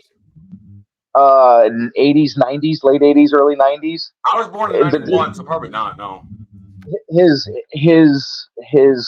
psyche was fractured into like 8 or 9 pieces or whatever. Yeah, that happened to me. Yeah, each one of them had a different part of his personality. Yeah. And it would show him like working throughout the day, and then all of a sudden with his interactions, it would show like the dialogue inside of his head before he gave an answer. Dude, that show was an absolute trip. But hey, you know what goes actually crazy? You can actually do that to children. And the funny thing about the MK Ultra program is babies are very programmable, but they're very malleable. Their DNA is okay to be altered, to be adjusted, shit taken out of the CRISPR technique. You know what I mean? Like we're talking Project Montauk. Project Montauk is kindergarten compared to what they were running before, dude. In the old MK Ultra program, we were volunteers. Right? No, we were abducted as babies. Our parents killed. Our families eradicated. So we didn't have no one to fucking care for us. And we were conditioned to the point where we are just awaiting a certain stimuli. And it could be anything. And our alien abductions are MK Ultra experiences. They're Black Ops government fucking devices that they are testing on the population, and that is my whole belief that maybe there are some type of aliens, right? Yeah. But what we're experiencing here on Earth, these things that we're seeing flying around, and all these experiences that people are having, that's the government fucking with them, man. That's the government experimenting on people. The TSRB is the United States Air Force's first triangular craft that uses 115 element as a fuel source because it's highly, what's the word? What's that mean? Stabilized, controlled combustion. A bomb, in a sense. 115 is incredibly unstable, but if you manage to stabilize it by making it emit different frequency and coding it in different sound waves, because the whole theory that Logan, this guy or this body, whatever thing, he basically had it right. You can use sound to alter existence. Yeah. And I don't know what's happening with my energetic field, but my energetic field is going ballistic. I mean, look at the evidence. I'm going to try to tone it down while I watch this. I wouldn't so much say sound, Logan, but I would say waves. Thank you. Because particles and waves. It could be radio frequency, it could be light waves, or it could be sound. You know what I mean? Yeah. There's multiple different types of waves. And most of the government's experiments with sound are in the inaudible frequencies. They're not anything that you can hear anyways. But wouldn't your subconscious still be activated even if you got hit with a sound or frequency or an emitter of any kind that specifically triggers that memory? You have to inscribe pain with memory. That's how it works. Is it triggers like a fear response in people. One of the sonic weapons they have triggers like a fear response in people so that they automatically flee. Have you seen those? What do they call them? They're like sound cannons. Not just sound cannons, but they have long radio distance LRADs, long range audio device. LRADs. They use them on people to disperse crowds. They'll hit people with these sound waves, and it makes them instantly scared or nauseous or whatever, depending on the frequency that they use. And I guess what I'm just trying to channel good, because I'm actually pulling in a lot of different energy feeds worldwide. And what's happening right now is we're getting ready to go into the next phase of the Ascension Protocol. Okay, there's like a sifting and a sorting process for everything, correct? In order to get to the pure product or the pure resource of. I'm going to grab some food while you continue. I'll be right back, guys. Cool. All right, Box, check this out, bro. Yo, all right. What up?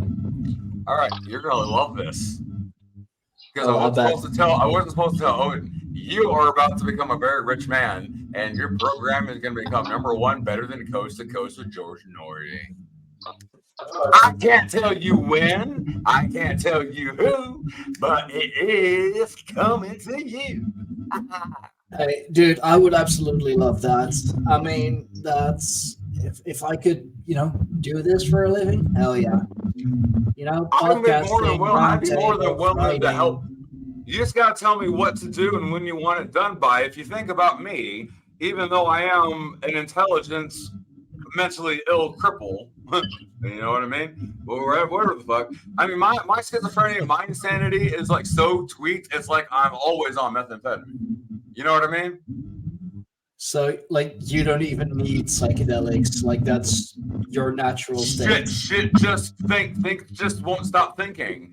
Noise, that way, angle 5, 3 blocks down, fucker jacking off or something. You know what I mean? Ladies and gentlemen, for everyone watching, for everyone listening, he is coming down at the moment, but I have also... spoken to him, sober, I guess. And, whether it's on a come down or a sober or like whatever he is on, this is him always. And yeah, so there's hardly any difference besides the fact that he is at Logan? at the moment. Yes, sir. I don't want to trigger you or anything. Hit me with the truth. Just say what you want to say. You ain't gonna hurt my feelings. Oh, I'm eating Brussels sprouts for dinner, bro. You're a terrible person. That plan had life. He just executed living creature. Now he's chewing on his toes. You know what I say to that stuff? I don't know what the circumstances are that caused that coincidence, dude, but that is just wild. This is how reality bending works, bro. Okay, I've been literally doing a ritual and building up, because one sound activates another and one sequence begets another, right? So what I did is, as far as I can remember, I've always been doing certain rituals, watching certain videos, doing time intervals. I basically MK Ultra'd myself to undo the MK Ultra. And guess what, guys? It worked. Kind of, but there is some neurological chemical damage in the brain. I mean, all my dogs ain't barking. You know what I mean? You wouldn't say. Program yourself with suggestive hypnotism. Yeah, that's kind of what my broadcasts are. And it's gotten to the point that I was shown so much information. Like, I did die, but then I pulled the body across the gap in hell. There's a gap between the living and the dead realms. I pulled this body into hell, and I hung out with succubi, and I was given rewards. And I requested from Lucifer and Satan, because Lucifer and Satan are 2 different entities, but they should correlate roles or whatever. Basically, I said to him, "Can I just have 24 hours where I have a good day, Satan?" And he was like, "You can have literally anything you want, and you just want 24 hours that are good to you?"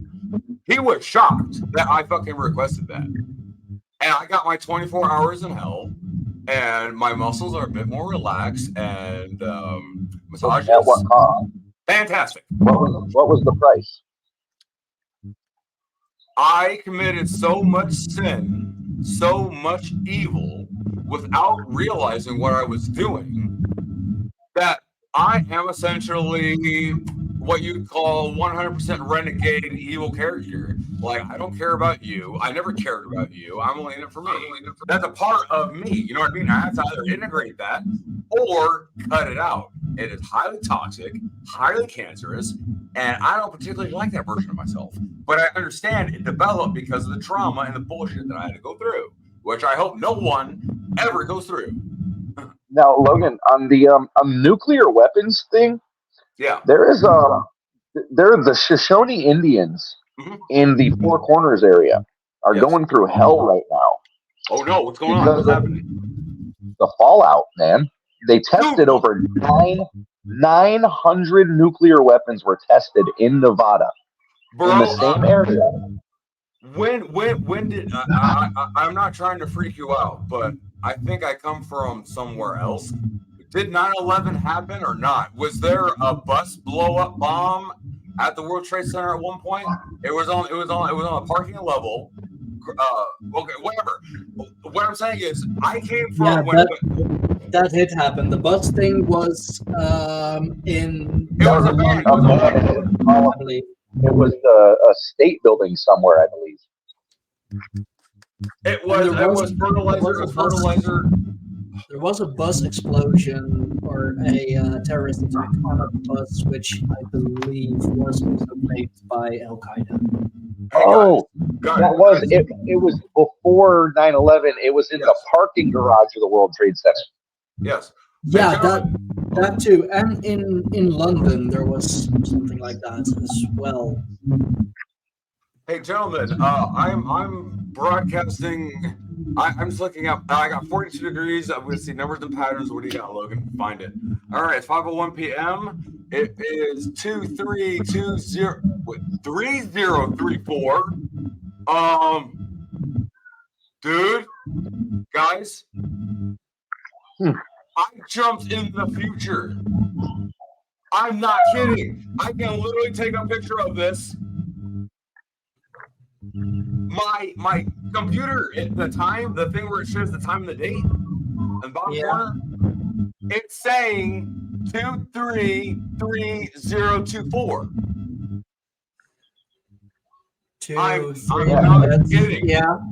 It's February 3rd, 2024, bro. It's February 3rd, 2024. Okay. But American time and dating systems does the month first and the day. It wouldn't be as radical as this, but whatever. Okay, ignoring what I think might have happened, because I took like 5 bags of 2.6 grams of microdosing shrooms. Like I ate like $100 worth of shrooms, like sometime. That's a macro dose, bro, not a micro. Yeah, or whatever. I fucking took a lot of shrooms in gummy form, and there's been a lot of weird shit going on. I hope I hallucinated all that crap. I probably did. Thought it was real, but it was a fun experience because I never actually felt joy and happiness before. But when I took those shrooms, I got to feel what it meant to be good and content. And I was like, I like this. But then I realized it'd make me soft and pudgy. So I had to discard it like a used kitten. I'm just kidding. I used to love cats. But they are assholes sometimes. Yeah, they are. They're spies. No, I know they are for the Arcturians or some shit. Like, I don't know, dude. Like, I have a feeling that I might have come from an adjacent universe, adjacent timeline. Because I come from the 3rd dimension that was going into the 4th. What I mean by that is, let's see, it's length, width, height, through time. Those were our standards of measurement for existence because we moved through, like, okay, watch. All right. No time has displaced between these two objects, right? There's space. Now watch. What's happening? What are they moving through? What can we chart in course? Time displacement. It just depends on what is 1 second compared to what is 2 seconds. So our understanding of the 4th dimension of time allowed us to send our consciousnesses anywhere in existence, bro. Remember Charlie Chaplin's Time Traveler with the phone? When we look at time as linear, we're automatically making a flawed analysis.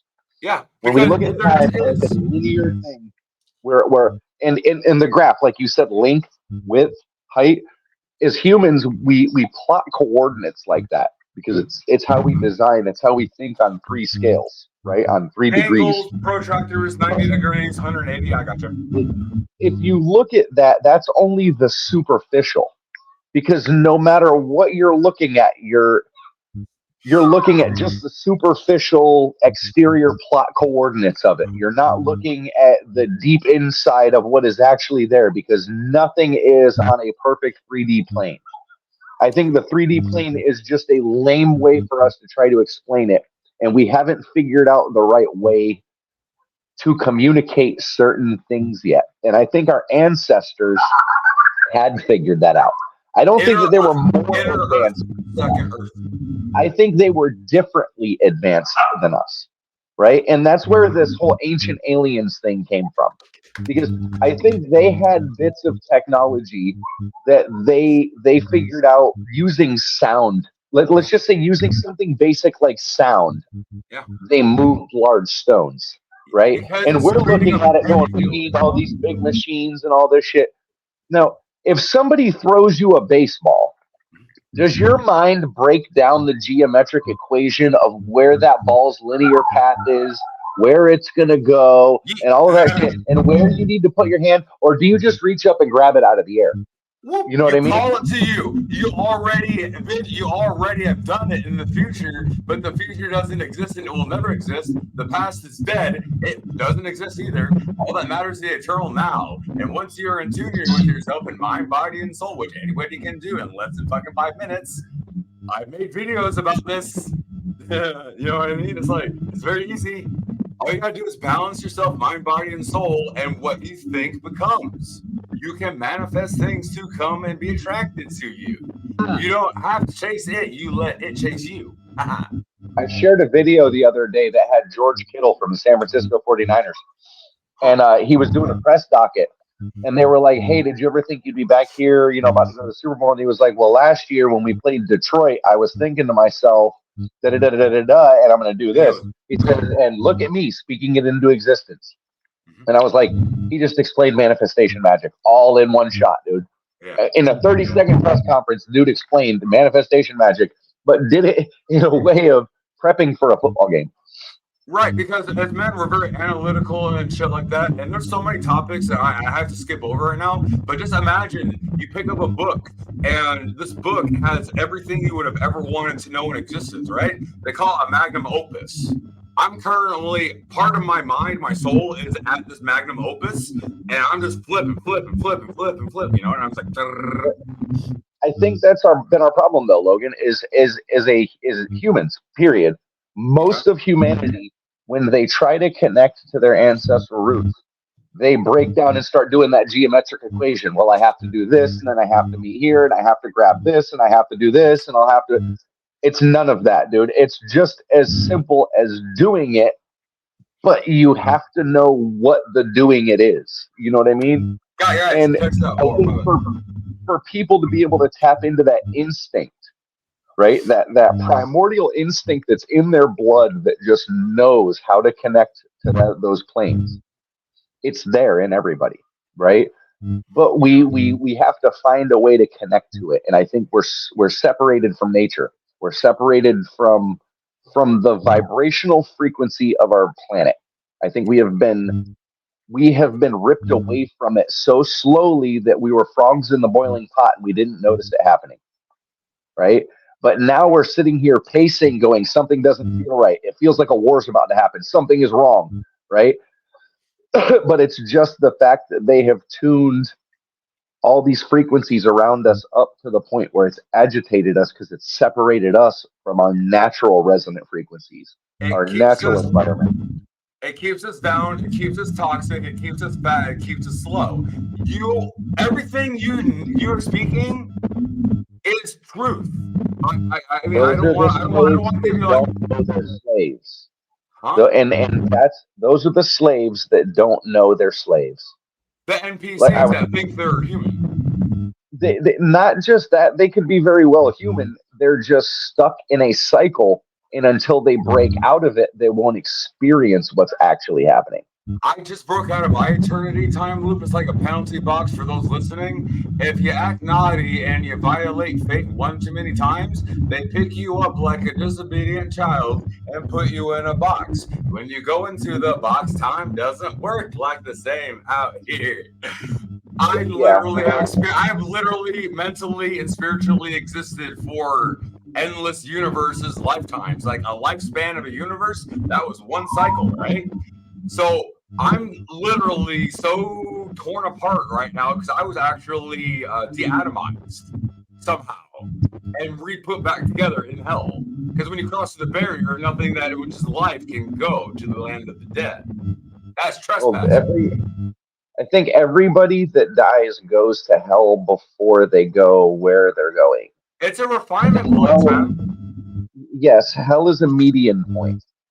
And I think in the tale of Balder and Balder's death, it details it very well. Because Odin and oh my God, Hermod, Frigg's other son, Hermod. Yeah. Odin and Hermod both go into hell. One of them goes before Balder dies. It's Odin.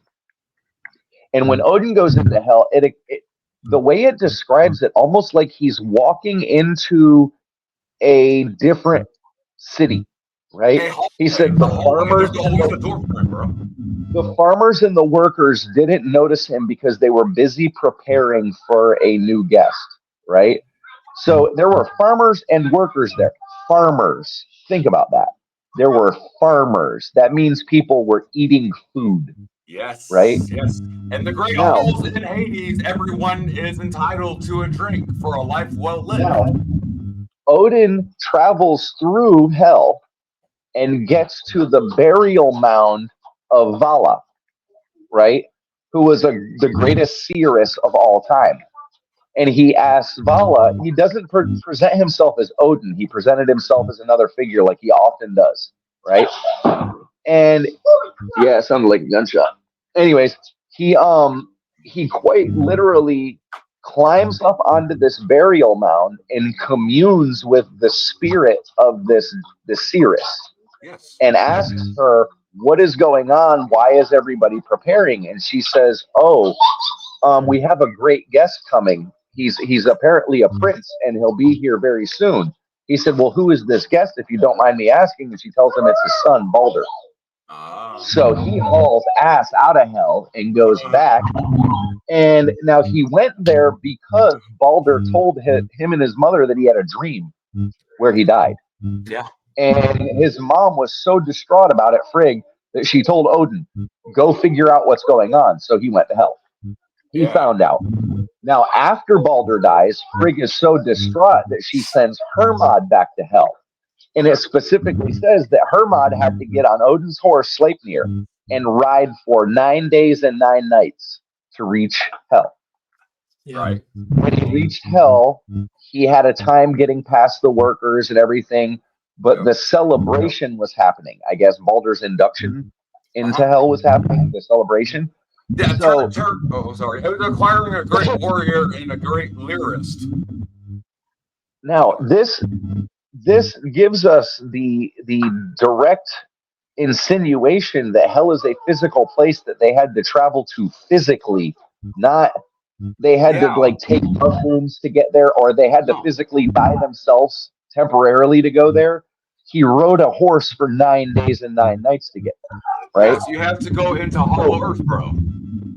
Right. Now, if you look at where Germany, let's say northern Germany into the Netherlands, about where Stein is, from northern Germany up to, let's say, Frisia and Denmark, right? Southern Denmark. We have a little triangle area. Yeah. From 9 days, if somebody lived in that area, and let's just put Odin there because that's where it seems the myths originated from. I'm not saying that is it for sure, but I mean, from what we can tell, the first people that started worshiping Odin were somewhere in the area of northern Germany, Netherlands, that area. Were they kind of in the Greenlands? I know there's not much plains lands left, I don't think. But weren't they originally Maybe plains people like the maybe Lakota? before this cycle.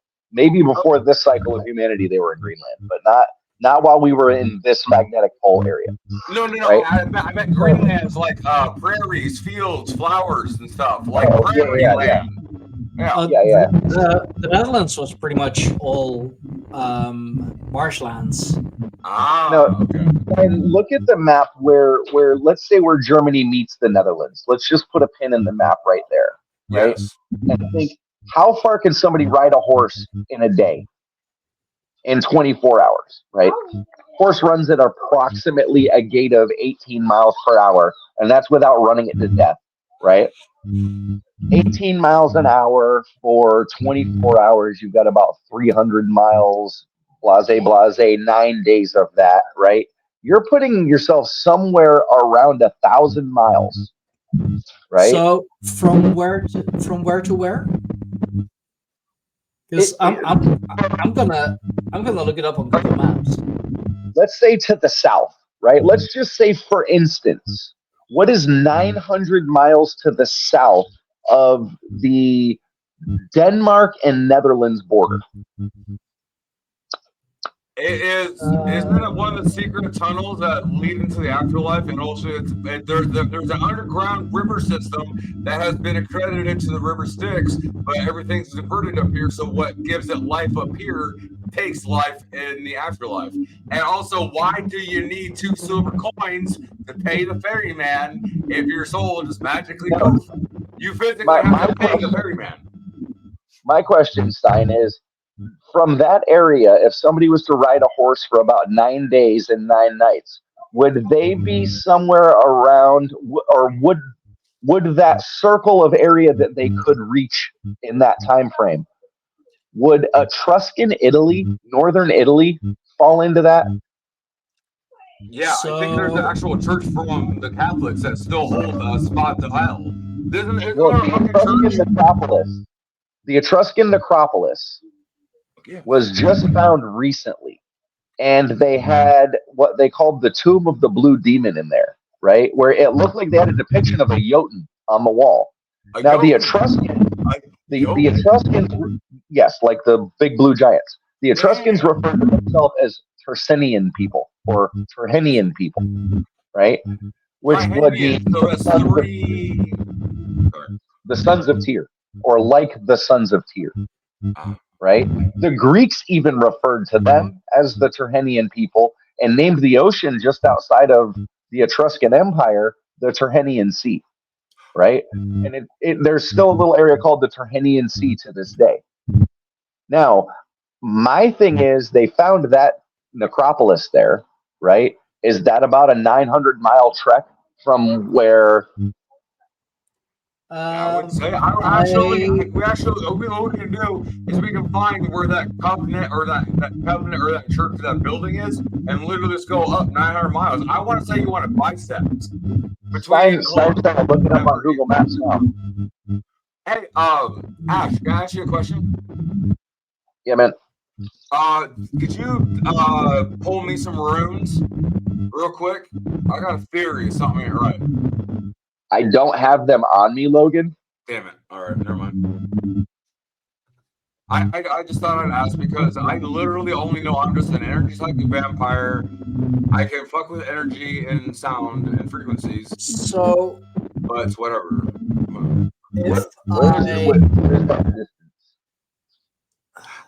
I've actually been able. I'm all the way in Iowa, right? So I'm in the middle of the United States. I don't really care if people know where I'm at. You can't really, whatever. I've been able to send energy all the way to Melbourne, Australia, and send energy all the way to the UK. So if I just look up on the Logan, I'm gonna mute you real quick because we're getting a lot of feedback from you. All right. So would that be a 9-day journey on a horse? Well, if I even if I just oh wait, no, there's feedback coming from somewhere else. I believe we're getting some feedback from you, bro. Hold on. Let me. Wow. My battery is probably getting low in my monitor.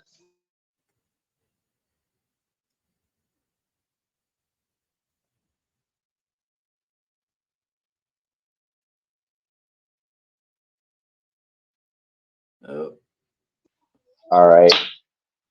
Can you hear me now? yeah, that's better. Okay. Yeah, my monitor started to die on that one. I only use one Sorry. earbud at a time. Sorry, Logan. It was feedback from the thing his side, but like I even like I took some liberties. I went with like where the box saga says that hell is, for example, and actually looked up where the Etruscan necropolis would be, and if we like go by bike, like Which is you similar to could, horse. It's relatable sure, to the speed of horseback. the yeah, that would be like on average that would be like 7 days, but that's assuming you go like you just go the full length Uh, all at once. So with a cup, like if you go from like Helsinki, and let's say you would stop in Denmark, well, let's say you stop in Stockholm once, you stop in I don't know, in Germany, let's say Nuremberg yeah, once. don't go. That's I mean that will be reasonable. Helsinki, you'd cross. Sean, don't go pressing the buttons on them because there's mode settings and everything too. Maybe resupply in Copenhagen. My goodness gracious. Get some rest in Nuremberg. And then here you would be at the necropolis, which is at the coast. So you could like with 1 or 2 stops in between, you could do this in 9 days. But if we're assuming you go like without any stops, it would be 7 days on the bike, but that's on average. I mean, like that's assuming you go like 20 kilometers an hour on average. Let me see. I mean, that's assuming like you would do like a 12-mile an hour average.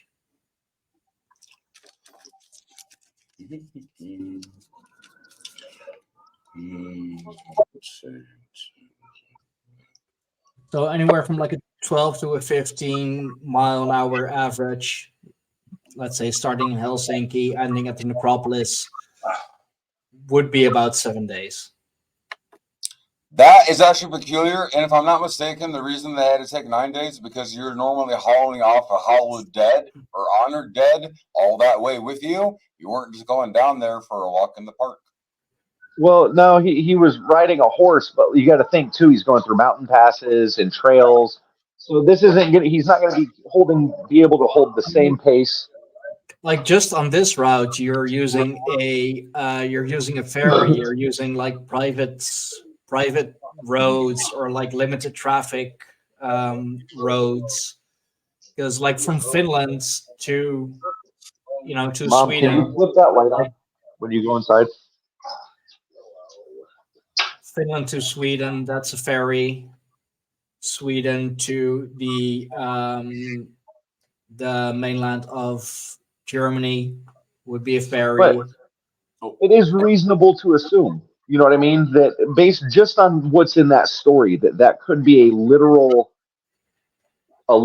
traveled destination and not a figurative spiritual path. You know what I mean? I mean, especially on horseback, like the horse. I mean, it's still Sleipnir, but let's say needs some rest, needs a little food, needs a little drink. 9 days. If we're taking Helsinki, if we're like taking liberties and like throwing some box saga stuff in there as well. It wouldn't be too crazy. Or if you if you go a little further up north. Yeah, like let's say it was in the middle of Norway instead, or in the middle of Sweden.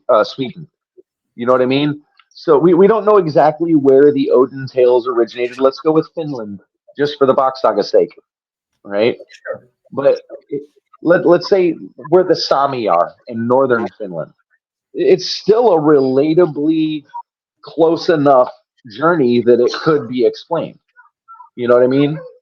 Isn't there a So hot somewhere up there that could be labeled as a destination point? there's a lot of speculative places that people have tried to label, but unless we know what the origin point of the story is, and then because they use very specific in the sagas, in the Eddas, even they use very specific directions when they're telling things, like they traveled south to the land of this, or they traveled north to this land, or Surt lies to the south in the land of the fire giants, not into the earth or in a dimension to the south. They say to the south. Right now, if you're on a plane and standing on Earth somewhere, that's a very specific direction. You know what I mean? Yeah. So when you take them more literally, which like I think the Native American tales and the Eddas and all of that should be taken much more literally as a spoken history, and a lot less like a myth than it actually is. Okay, I think we're getting closer. Like I'm still kind of looking around on Google Maps. One name that sounded familiar, Lillehammer, which Yep. like there have been settlements since the Iron Age. The market was mentioned in Hakon Hakonsson's saga. It was mentioned as a site for a thing assembly, and that is like pretty much would be pretty much a straight line down, and would take you about 6 days. See, if anybody's really curious about mushroom ceremonies and what they looked like to the descendants of the Celtic, let's just say the Celtic, like in Gaulish and Germanic people, watch the series Britannia, right? Because it shows a lot of the Gaulish and Saxon ceremony and the Druidic ceremony in there, and the way that they handle it and detail it, I think, is very accurate. I mean, And this wouldn't be too bad of a place. I mean, it looks pretty remote, but it's not too far. In well, Jessheim. I mean, Lillehammer. It's like pretty much for, well, let's say the livable area of Norway, because like right here you're getting pretty close up to the pole circle, so not many people would be living there. But Lillehammer, I mean, it says it on Wikipedia. It's mentioned in the Hakonsson saga. It's mentioned as a thing assembly. There have been settlements since the Iron Age, so it would be a likely point to, like, for anyone to leave from. If you figure out the actual equation in trigonometry, you can chart a course by only knowing 2 locales out of 3. Yeah. So that's my point, though, Logan. Is I think that if we look at the tales within these old myths, is more of a literal spoken history, and try to give a more literal interpretation to them. And so when they say we traveled west or we traveled south, take that literally and think, okay, where were these people located when they traveled south? What would be there? And you can look at a lot of the tales of the Eddas, and even like Ragnarok and the explanation of the Jotun crossing the bridge into the land that's always winter, and think, okay, that could either be Siberia or the North Pole, right?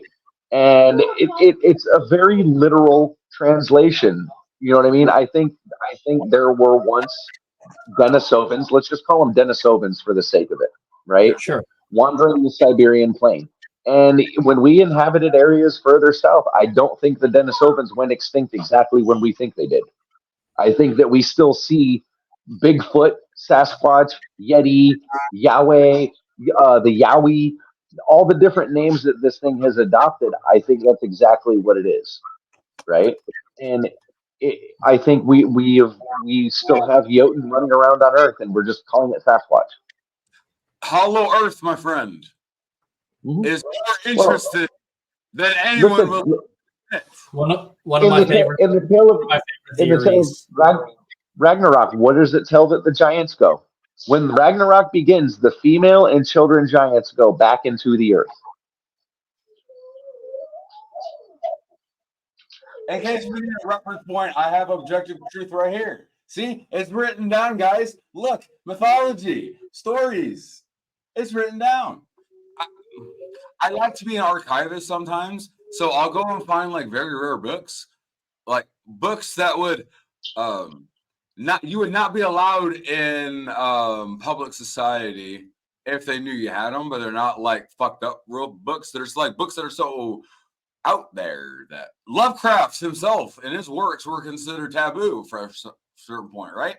But I do believe that inside our stories, inside our myths themselves, hold actual directions. Like, hey, I went down to Walmart the other day, and then I went down to McDonald's about 3 blocks down. You see what I'm saying? Cool. No, I'm riding a real roller coaster effect, and I just took my medication, and I got my few more stimulants, and I'm also trying to quit smoking cigarettes. I've been smoking since I was like 17, so it's time to quit. Basically, I'm riding a roller coaster effect, and my mind is processing information and data at a rate I've never experienced before. And my two top fangs, my molars, they're growing down like quickly now that even I noticed. So, Ryan, what were you saying about the Hollow Earth? Hollow Earth? Hollow Earth is interesting because we've never gone to the South Pole. We don't generally take satellite pictures of the bottom or top of the planet. Interesting, huh? Somebody has though, Admiral Byrd. Yeah. Yeah. No, and they don't fucking go down there. Yeah. Admiral Byrd, the good old Admiral. Admiral Byrd had a descendant who became a senator named Robert Carlyle Byrd. Robert Carlyle Byrd was the exalted Cyclops of the Ku Klux Klan chapter that he lived in, but he was also Joe Biden's mentor. Wasn't he a Grand Dragon? No, exalted Cyclops. He was. They tried to say he was the Grand Dragon or a Grand Wizard, but he was an exalted Cyclops. He was in charge of inducting new members, and he inducted hundreds of them. But Joe Biden was his protege. Robert Byrd was Joe Biden's mentor. So we have this. And you look at Donald Trump. Donald Trump's uncle was the guy that took the files from Nikola Tesla's laboratory when Tesla died. So he's gonna fucking die. That he's gonna fucking die. He's gonna get assassinated, and he fucking deserves to have that shit. I'm heated now, dude. So, guys, like real quick, the Hollow Earth. The theory first got suggested by Edmund Halley from Halley's Comet. Huh. How interesting. Oh, you know the panspermia theory actually says that Halley's Comet delivered the first microbial life to Earth. Panspermia, bro. Well, he was the second astronomer royal in Britain, succeeding John Flamsteed. He was an astronomer, mathematician, and physicist. That was loyal to the Queen. He helped fund the publication of Isaac Newton's book, Philosophiae Naturalis Principia Mathematica. The philosophy of natural mathematics. Yeah. And he the used philosophy and the principles of natural mathematics. And he actually used Newton's law of universal gravitation to compute the periodicity of Halley's Comet. So he helped fund Newton's book, and then with his universal laws, by using his universal laws. So, do you think that movie Moonfall was right? Of Halley's Comet. Stein, do you think that movie Moonfall was right? that the comets brought a little bit of life to Earth and dropped it off, and then the moon was an arc. And the moon landed off the side of the Earth and sat there in the orbit waiting until the Earth was physically capable of sustaining life, and then they seeded it. The That black wouldn't knight Human. That wouldn't surprise me. See, with the moon ringing like a bell and all of that. Yeah. Yeah, because they're detonating high explosives on the fucking lunar surface, or my firm, somewhere, whatever. Where are the unedited photos of the dark side of the moon? We have the entire face of the moon mapped to such a ridiculous degree because people can map it from their house. You could take a home telescope that's not very expensive. For about $100, you can get a telescope that's capable of literally looking at the moon to a degree where you can hook a phone up to it, photograph the entire surface of it, and it'll create you a 3D map of the moon, right? But only one side of it. I'm reading about this now real quick on Wikipedia, so take that with a grain of salt. I'm gonna share this real quick because, like Hollow Earth or underground, there's so much to it than I thought. Oh yeah, there is. Oh yeah. I mean, there's like the Greek underworld, Svartalfheimr, of course, the the place for the dark elves, the Christian hell, Shul, in the Kabbalistic literatures, Tibetan Buddhist belief, Shambhala, of course. The Native Americans had the ant people and the moon-eyed people that both came out of the earth. We did like entire shows. We did whole shows for that. How many of the little people? How many of the little people are subterranean, dude? Let's see. According to the ancient Greeks, there were like in several places. Thracian and Dacian legends said there were caverns occupied. In the Mesopotamian religion, there's a story of a man who... Think about that sign, and then think about the city of Derinkuyu, the city built into the earth. In Celtic mythology, the Tuatha De Danann went back underground. In Hindu mythology, and it even has a different name in the Bengali version, of course. The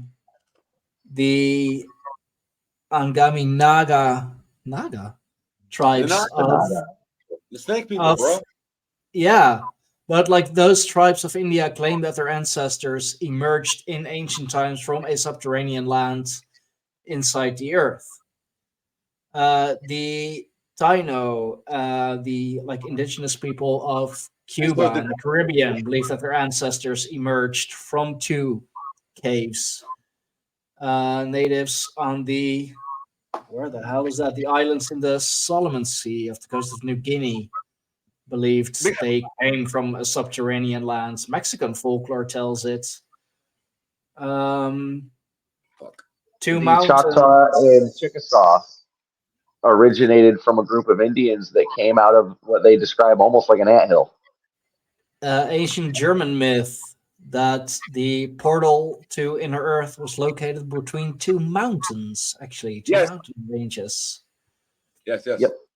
Ancient Siberian tribe, and then of course, Dante's Inferno, which is basically Hollow Earth. Jacob's part 2. Like, and indeed, so many of the Native American people, and like, this is Halley's hypothesis, like how this looked like. This is very much reminiscent of what Dante, like how he described it in Dante's Inferno. But what are you doing? Exactly, wasn't also Atlantis made of rings, like a city of rings? Concentric circles surrounded by water. Yeah. Check the middle of the Sahara Desert in Africa. That is the site of Atlantis, or at least an outpost. I'm not kidding. It was the capital city. There's exactly the lines. It may have been the capital city. I'll agree with that. The Eye of the Sahara, yes. Yeah, because if you were to match up those with Plato's information, it's somewhere in the Sahara, Africa.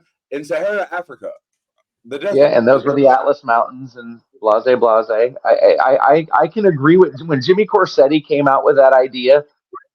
I think it hit like a stone because it is the most logical explanation. It's got the mouth to the south.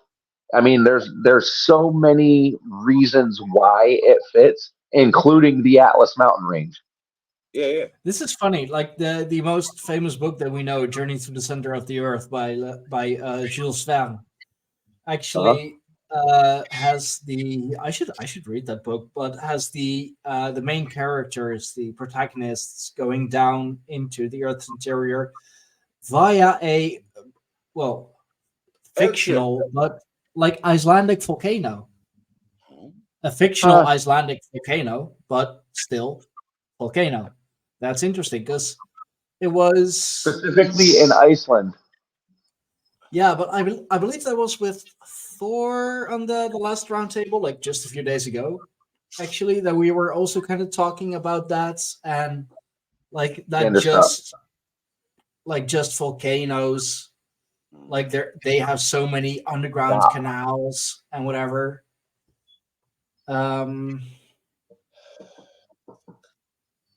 Hey, gentlemen, I got one question to ask, right? And this will depict my staying as long as we're going to continue communicating because these topics, wonderful topics. I will not lie to you there.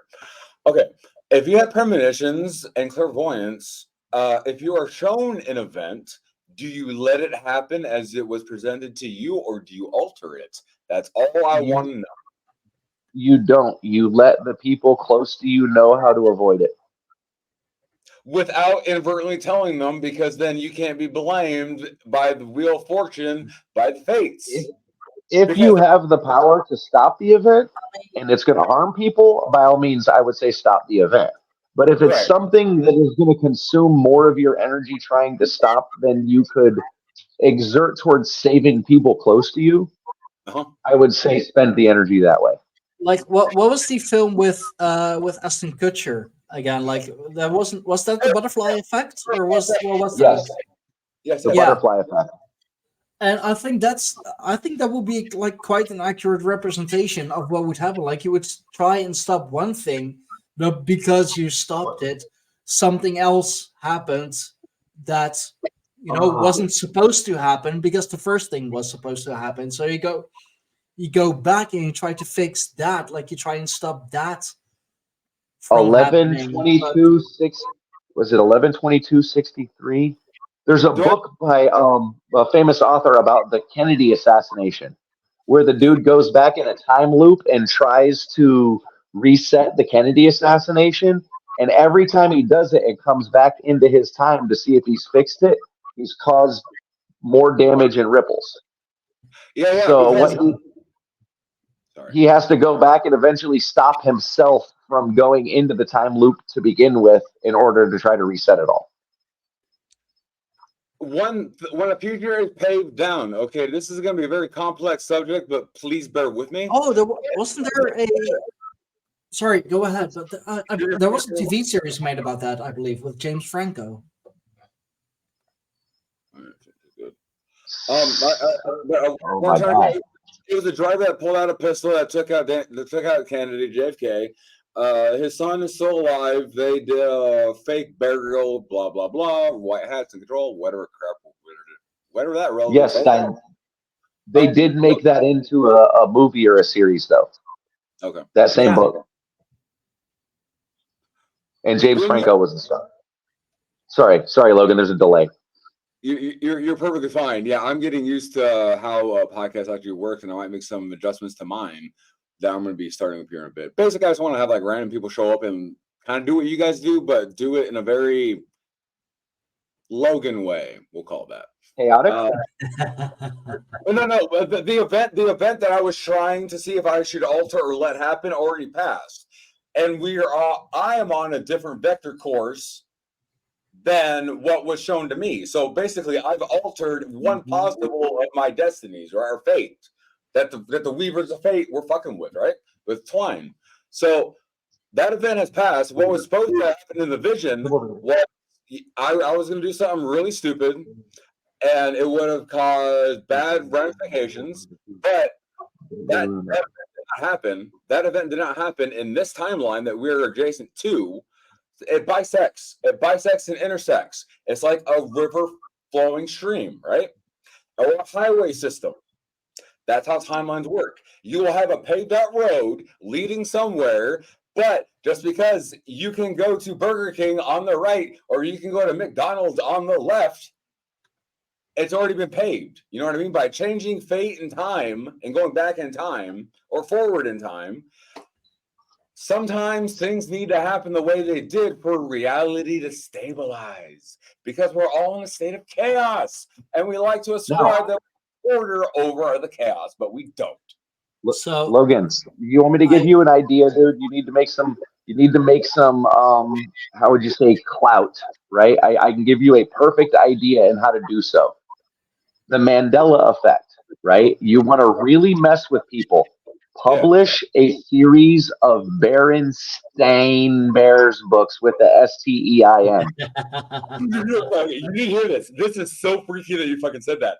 I was going to think about bringing that up because I remember Berenstain Bears or Berenstein Bears. I remember both of those. And dude, alive in the universe I was fucking from, he did not die in jail. The Tiananmen Square man, he had bags in one thing on camera. You look again, the bags are gone. One, he was rolled over by tanks and they caught it on the news and showed it to the world. Another one, he was pulled off and executed off camera. No, he got run over. Like he got pulled over by. He got pulled away in my timeline or my recollection of memory. He had fucking bags. He had fucking white bags. That he did. You want to capitalize? He did, but he got squashed. No, he didn't. You want to capitalize? Create your own Mandela effect products, dude. They will sell like hotcakes. Remake the Berenstein Bears books or Berenstain Bears with the STEIN, which, by the way, I remember them having a either Jewish or German last name. It was either Stein or Steen, because I remember having the books and asking my grandfather, what's the difference between Stein and Steen? And he explained it to me. And it was because I had one of the damn Berenstein Bears books in my hand. So it wasn't STANE. Where's the book, bro? I was about to say we all need to go through a fucking Roman sales and look for this crap. And Fruit of the Loom had a cornucopia design on it. Yeah, they did. There's actually somebody on TikTok who got way too invested in that and into the Fruit of the Loom. And found out that they are indeed trying to hide it, that they are indeed actively trying to alter history, because Fruit of the Loom most definitely had the cornucopia. The cornucopia, and then they removed it. People have found Fruit of the Loom clothing at thrift stores and shown the tag that has the fucking cornucopia on it. Now, Fruit of the Loom is saying, no, that's something we just started in 2022. We just started doing it in 2022. No, this chick went all the way back, to fucking archived records and through her own clothing and whatever, and thrift clothing and all of that. And she found it from way fucking back. No. Fruit of the Loom tried to eradicate the cornucopia because it has religious and stereotypical context that can be denoted negatively. So people could either say good things about a cornucopia, or they could say, oh, that represents Thanksgiving and the murder of the Native Americans. So Fruit of the Loom was like, you know what? We're going to avoid that and just wipe it out of history. You'd be surprised the history that got altered when cancel culture started. So many organizations and groups and people started going back through archives and deleting shit that would have gotten them canceled. So does history get canceled and changed? Is the Mandela effect real? Yes, but it's because people are actually doing it. Yes, counter Black Ops temporal anomalies division. Don't ask me where I learned that. This is gonna sound so bonkers. Like you should throw me in the asylum for how I'm acting right now. I really say that shit. But what I want to say is, though, in a clear, concise, clear thought process, in order to alter time, you must alter the memory and perception of that time. Like, okay, all right, here's an example. I have an item in my hand, right? I'm gonna drop this item. What I drop? I didn't drop shit. You didn't see shit. I didn't drop nothing.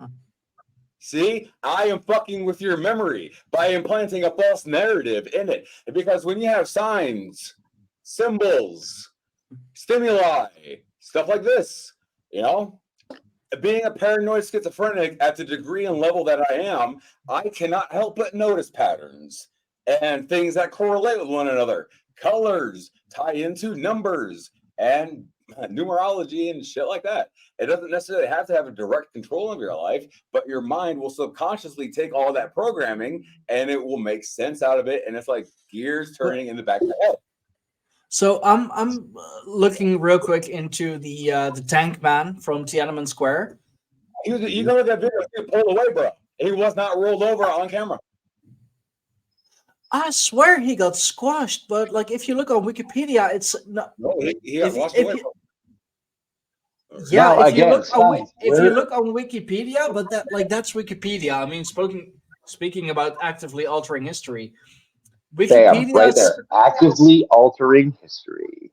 Wikipedia says that he got disappeared, basically. So you want me to do my own Mandela effect, all right? Would you like to see me do a short 1 minute presentation of how I can make it happen right now that will resound and echo, that will go out for eternity and it will be bounced back? I'll give you 60 seconds of me at peak performance of basically overclocking my brain, if you guys want. If you guys really want me to do this Mandela effect, in order to have, you know, a niche out there, a niche, like here's this crazy guy who predicts things and he makes them happen by meditating on it or some shit. I don't know. It's called manifesting.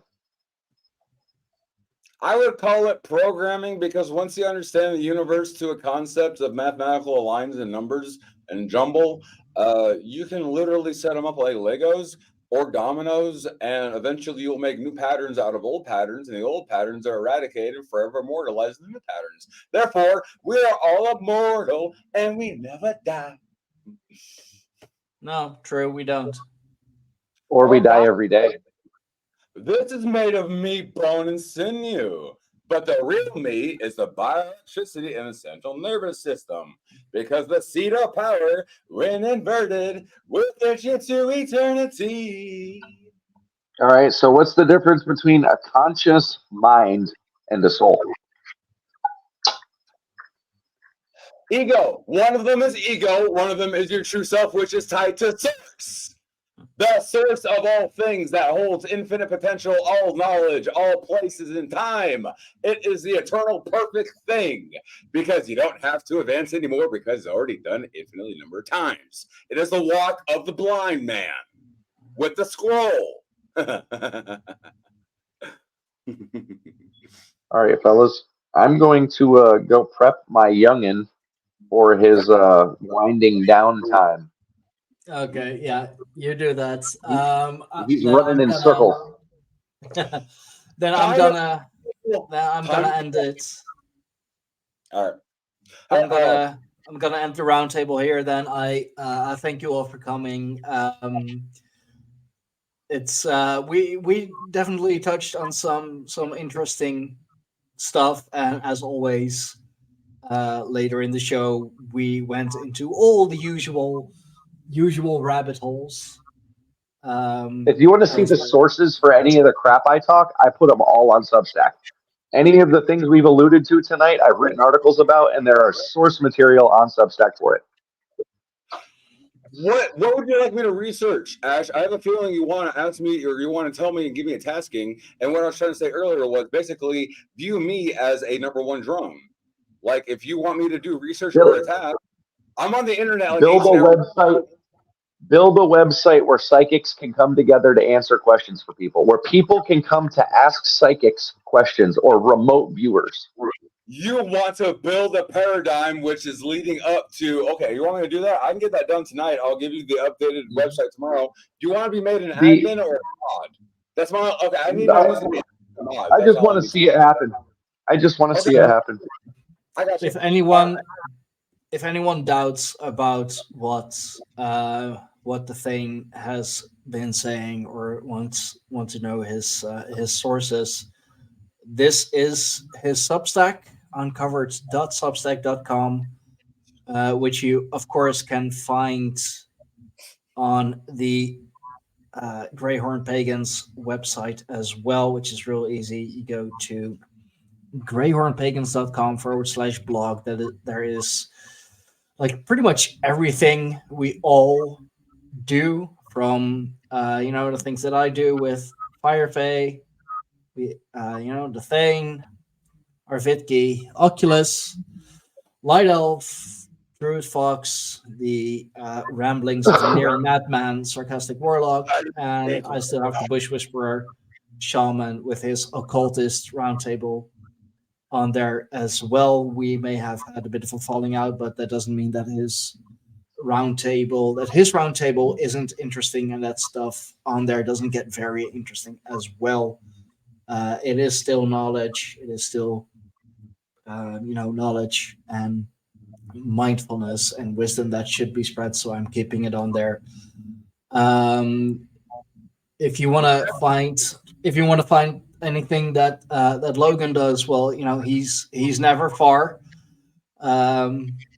He's a energy vampire. So if you feel drained, all of a sudden, that was probably Logan. Actually, I will say this. I will say this on my vampirism and my taking and harvesting of Kai and Loosh, the act of feeding of Kai and Chi. Okay, all right. We naturally radiate energy like heat transfer. Okay, if you look up in the summer, you hold up your hand, you'll see little white blurs, right? Well, your soul's energy will go and make a feedback loop like the water cycle of life. Water in the air, water on the ground, water in the streams and the oceans. Oh my, right? So where I'm going with all that crap is I don't intentionally pull from people unless I make them my target. And everyone in this universe and any universe can be targeted simply because you exist and you have 2 feet on the ground, bro. Like, I don't directly need a name to get a target. I don't need a location. All I need is something tied to them. But so go chew on the energy of our ex-wives, please. Ex-wives, that might cost you because that's drama, and this is a non-drama free household, sir. Yeah, no. I don't need any drama. I just need you to eat their energy. How much are we talking? Are we talking a 50% decline, or do you want them immobilized where they can't breathe? You have to be very specific. I mean, mine potatoes would be nice. Okay, but if you want me to do that website, I just need you guys to do one thing. I forget what hand gives and what hand takes. You repel and you receive. I'd say the right gives, the left takes. All right, I just need I have give and take written on my hands. So the right hand gives and the left hand takes. Okay, oh, that's a good way to remember. This gives, this takes. Okay, got you. All right. If you guys can hold up your hands like this, so your right hand would be palm like that for me, and do this. I just need a tie into you guys right now to get a hold of a memory of your ex-wives, taking that soul imprint energy, living that memory again, which I'd rather not do for obvious reasons because I have manners and that's personal. You know what I mean? But what I'm saying is I need a tie into your guys' energetic fields to get into your guys' memory, to grab that energy sample and then do the work. So if you guys want me to do I don't need mine immobilized because my kids actually still live with her. Right. So that would be to the downfall of my kids, and I don't want that. So you basically want them to know that they're metal in things and not ox metal in, and they're dealing with something outside of their understanding of existence. I mean, if you okay, let's just focus on mine for now. Huh? Let's just focus on mine for now. You can eat her entire soul, shit it out, throw it back in there, eat it again, and then fucking throw it to a pack of wolves. Bro, okay. All right. On that note, I will tie into you right now, and I'll actually do that right now so it will be done before I go. And I'll make this extremely fast. All right, hold up your knuckles for me again. All right, center it if you can. All right, 1, 2, 3, open. All right. I got it. Look. You see? Look. You'll be seeing eyes pop out in a second. Look. Let's look. Okay, watch. All right. When you have an orb, it's like what? A claw mechanism, right? It catches. Well, guess who's inside the cage? You see her? You hear her? There you go. There you go. See, the funny thing about doing magic and everything like that, if you imagine it, what you imagine then becomes. Because that's how you perceive reality, even though it's not objective truth. Everything we think we can do reverberates. On that note, gentlemen, thank you. Have a wonderful night. Keep the old gods alive. Yes. And keep your familial traditions alive, because if you don't, who fucking will? Love you guys. Have a great one. See you later, bro. Have a good night, sir. Hey, All right. Fox, can I actually step up to the plate and apologize for my behavior this night? Life's been a little bit unfriendly, and I don't want to sound bad or pity me or whatever, but I had unplugging myself from the Modicum of Life event last night. That's probably a well fucking ride. I can't imagine. Well, I mean, I was tripping off of like $100 of shroom gummies that I got at a fucking head shop, right? So obviously that wasn't a good idea. Whether or not I did die and that little story I went to hell was real, I don't fucking know. Right. Well, I just want to say I want to go and take the initiative to go and apologize for my behavior, because I've had to take extreme measures to ensure my own existence, bro. Oh man, you're all good. Like I'm quite used to this by now from you, so it's all good, man. Right. And hey, you want to see something wild? My eyes are turning hexagonal. Look at this shit. Look, my pupils. Hexagonal. See them shifting? Like here. No, you see that shit? I do. What am I, dude? I don't get it. Like, whatever. I don't know, but like, bro, I'm going to have a very late dinner. It's past 1 a.m. at the moment. Oh no, I'm sorry. No, it's fine. It's that's on me for starting this roundtable at like 10 p.m. my time. So Okay. thank you for joining. It's always always quite special, let's say, having you on. If you guys would like to do, I'll end it on this and I'll hang up or whatever. If you guys would actually like to partake in a ritual that I did, but something that I've exactly created myself from scratch, we can do that. Like, we could literally do a group meditation, and the more energies you have tied into a power grid that you then send out, because we receive signal, so what's stopping us from emitting a stronger signal back? That is literally why I do my fucking broadcast. Because are you experiencing something if you read a book about it? Or would you much rather watch a video and you're able to be more immersed into the story that you're trying to tell? Right? Mm-hmm. That's literally why I do what I do on Twitter, because if one of like kind of the same. Oh, this is my last statement, and I got to go because I'm actually getting manic, and my roller coaster effect is starting to go like that. So I really got to get off fucking air, or I'm gonna be fucking acting a fool. Fuck it, you know what? I am gonna act a fool because I shouldn't care what anybody thinks, says, or does, because they're not in my life. Thank you, Logan from the shadows, who tells me shit. You're welcome, Logan. All right, sorry. Sorry. Literally, my life is literally a living sitcom. Like, it's an episode of Friends, but there's one body and 10 friends using said body, and I'm mutating, and I'm changing, and I'm ascending, and all this crap, and I'm like, oh my god. Okay. What happens is, what are we doing? That's going to erase from my mind. It's irrelevant. It doesn't matter. But I myself did alter fate and destiny, because I was supposed to get off that broadcast because I thought those topics were boring because I already knew about them. But that was my ego talking, and I just slayed my ego. I experienced ego death just now. Right on. Well, ladies and gentlemen, you heard it here first. and my mannerisms, let's just go and say data redacted. Thank you very much for that. Yeah. On that note, ladies and gentlemen, I do wish you all the best. And may the gods of the old, the gods of the present, and the gods of the future look kindly upon thee. For blessings are coming, so saith the Lord, our Savior, Jesus Christ. But I'm gonna do a fucking broadcast, but I'm gonna do like a comedy show. So if you guys want some like entertainment, here's 30 seconds of a comedy show, right? Nice study, crap. All right, I got this thing here. We got this thing that we got called Earth. What do you mean you got Earth?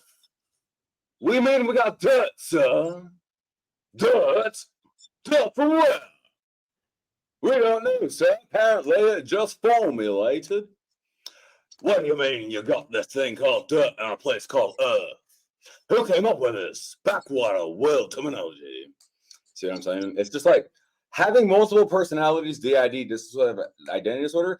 I can actually tear my vocal cords, reassemble them, and I'm just going to do like a fucking broadcast where I am going to challenge the internet and everyone on it that you cannot watch 1 hour of this broadcast. That could be my mission. And I will also build that website. I'll get it done to you. I need in about 4 hours. That's all I need to code. Okay, that'll be awesome. And if any of you are interested in what Logan is talking about, go follow him. He's got some interesting stuff going on, and he will take you on the ride. Take you on the ride with him. I'm basically a Native American Gothic nerd that's a mad philosopher that dabbles in alchemy. But I call myself the weaponized amoeba because I just think it's so funny if we MK Ultra little amoeba and sent the amoeba on missions. You can't say it hasn't been thought of. And on that note, I wish you all the best blessings. You are a fantastic person. And once I actually get restabilized on my other fucking meds that I got, I should be able to actually adhere to a cohesive thought.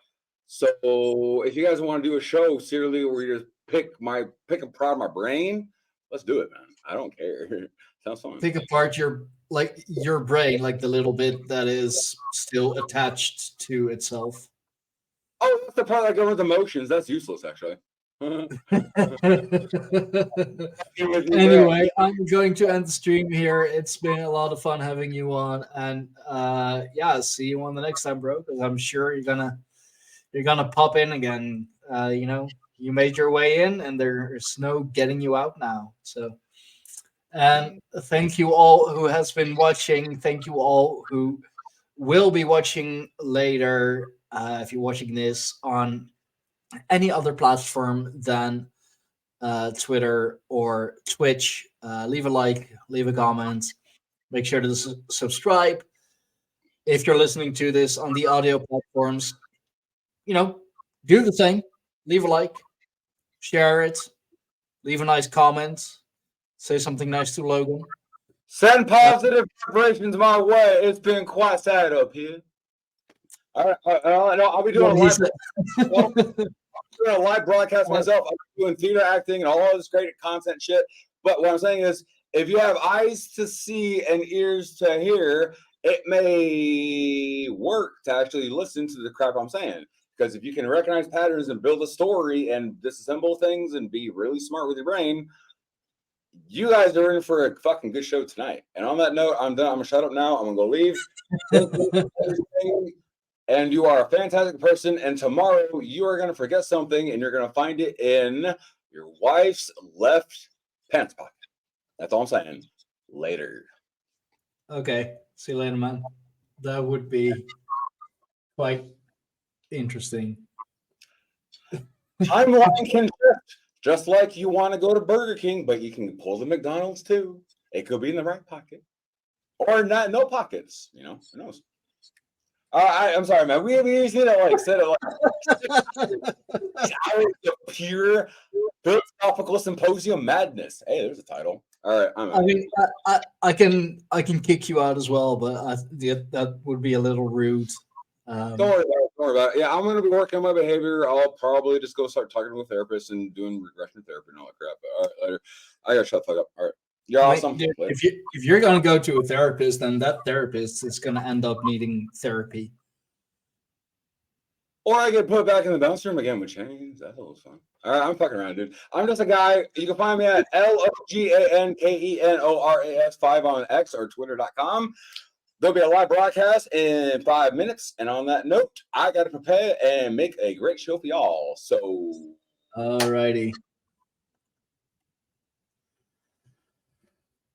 Okay, well, that was Logan. He's special. Well, he's okay, I guess. I'm gonna have to do it. I have to do this again. He is anyway. Thanks to all who joined us on the roundtable tonight. Thank you to Thane Josh. Thank you, Zaralath. Thank you, Thor. Thank you, Logan. That's 1, 2, 3, 4. Myself makes 5. Yep. If you want to see more of our roundtables, if you want that, I record them live on Twitter at twitter.com/Greyhorn Podcast. That is this one right here, like the banner, made it new. Thank you. And if you like what we do at the Greyhorn Pagans, make sure to go to our website, www.greyhornpagans.com. You can find everything and anything that we do on the website. Buy my book, The Pagan Revival, buy Josh his book, The Shadow Crown. Follow all of us on Substack, like so many of us have a Substack. It is the place to be for any blogger, wannabe writer. Leave something nice in the comments. Leave a like. Share this with, I don't know, everyone and anyone. Because why not? I'm gonna go now. I'm gonna finish up my dinner. I thank you all for being here once again. Signing off. Next one will be either Tuesday, this coming Tuesday, that is Tuesday the 6th of February, or on Friday the 9th of February. It kind of depends on how busy I will be for the coming week, since I have started my new job. But anyway, thank you all. Signing off. Europa Invicta. And yeah, bye.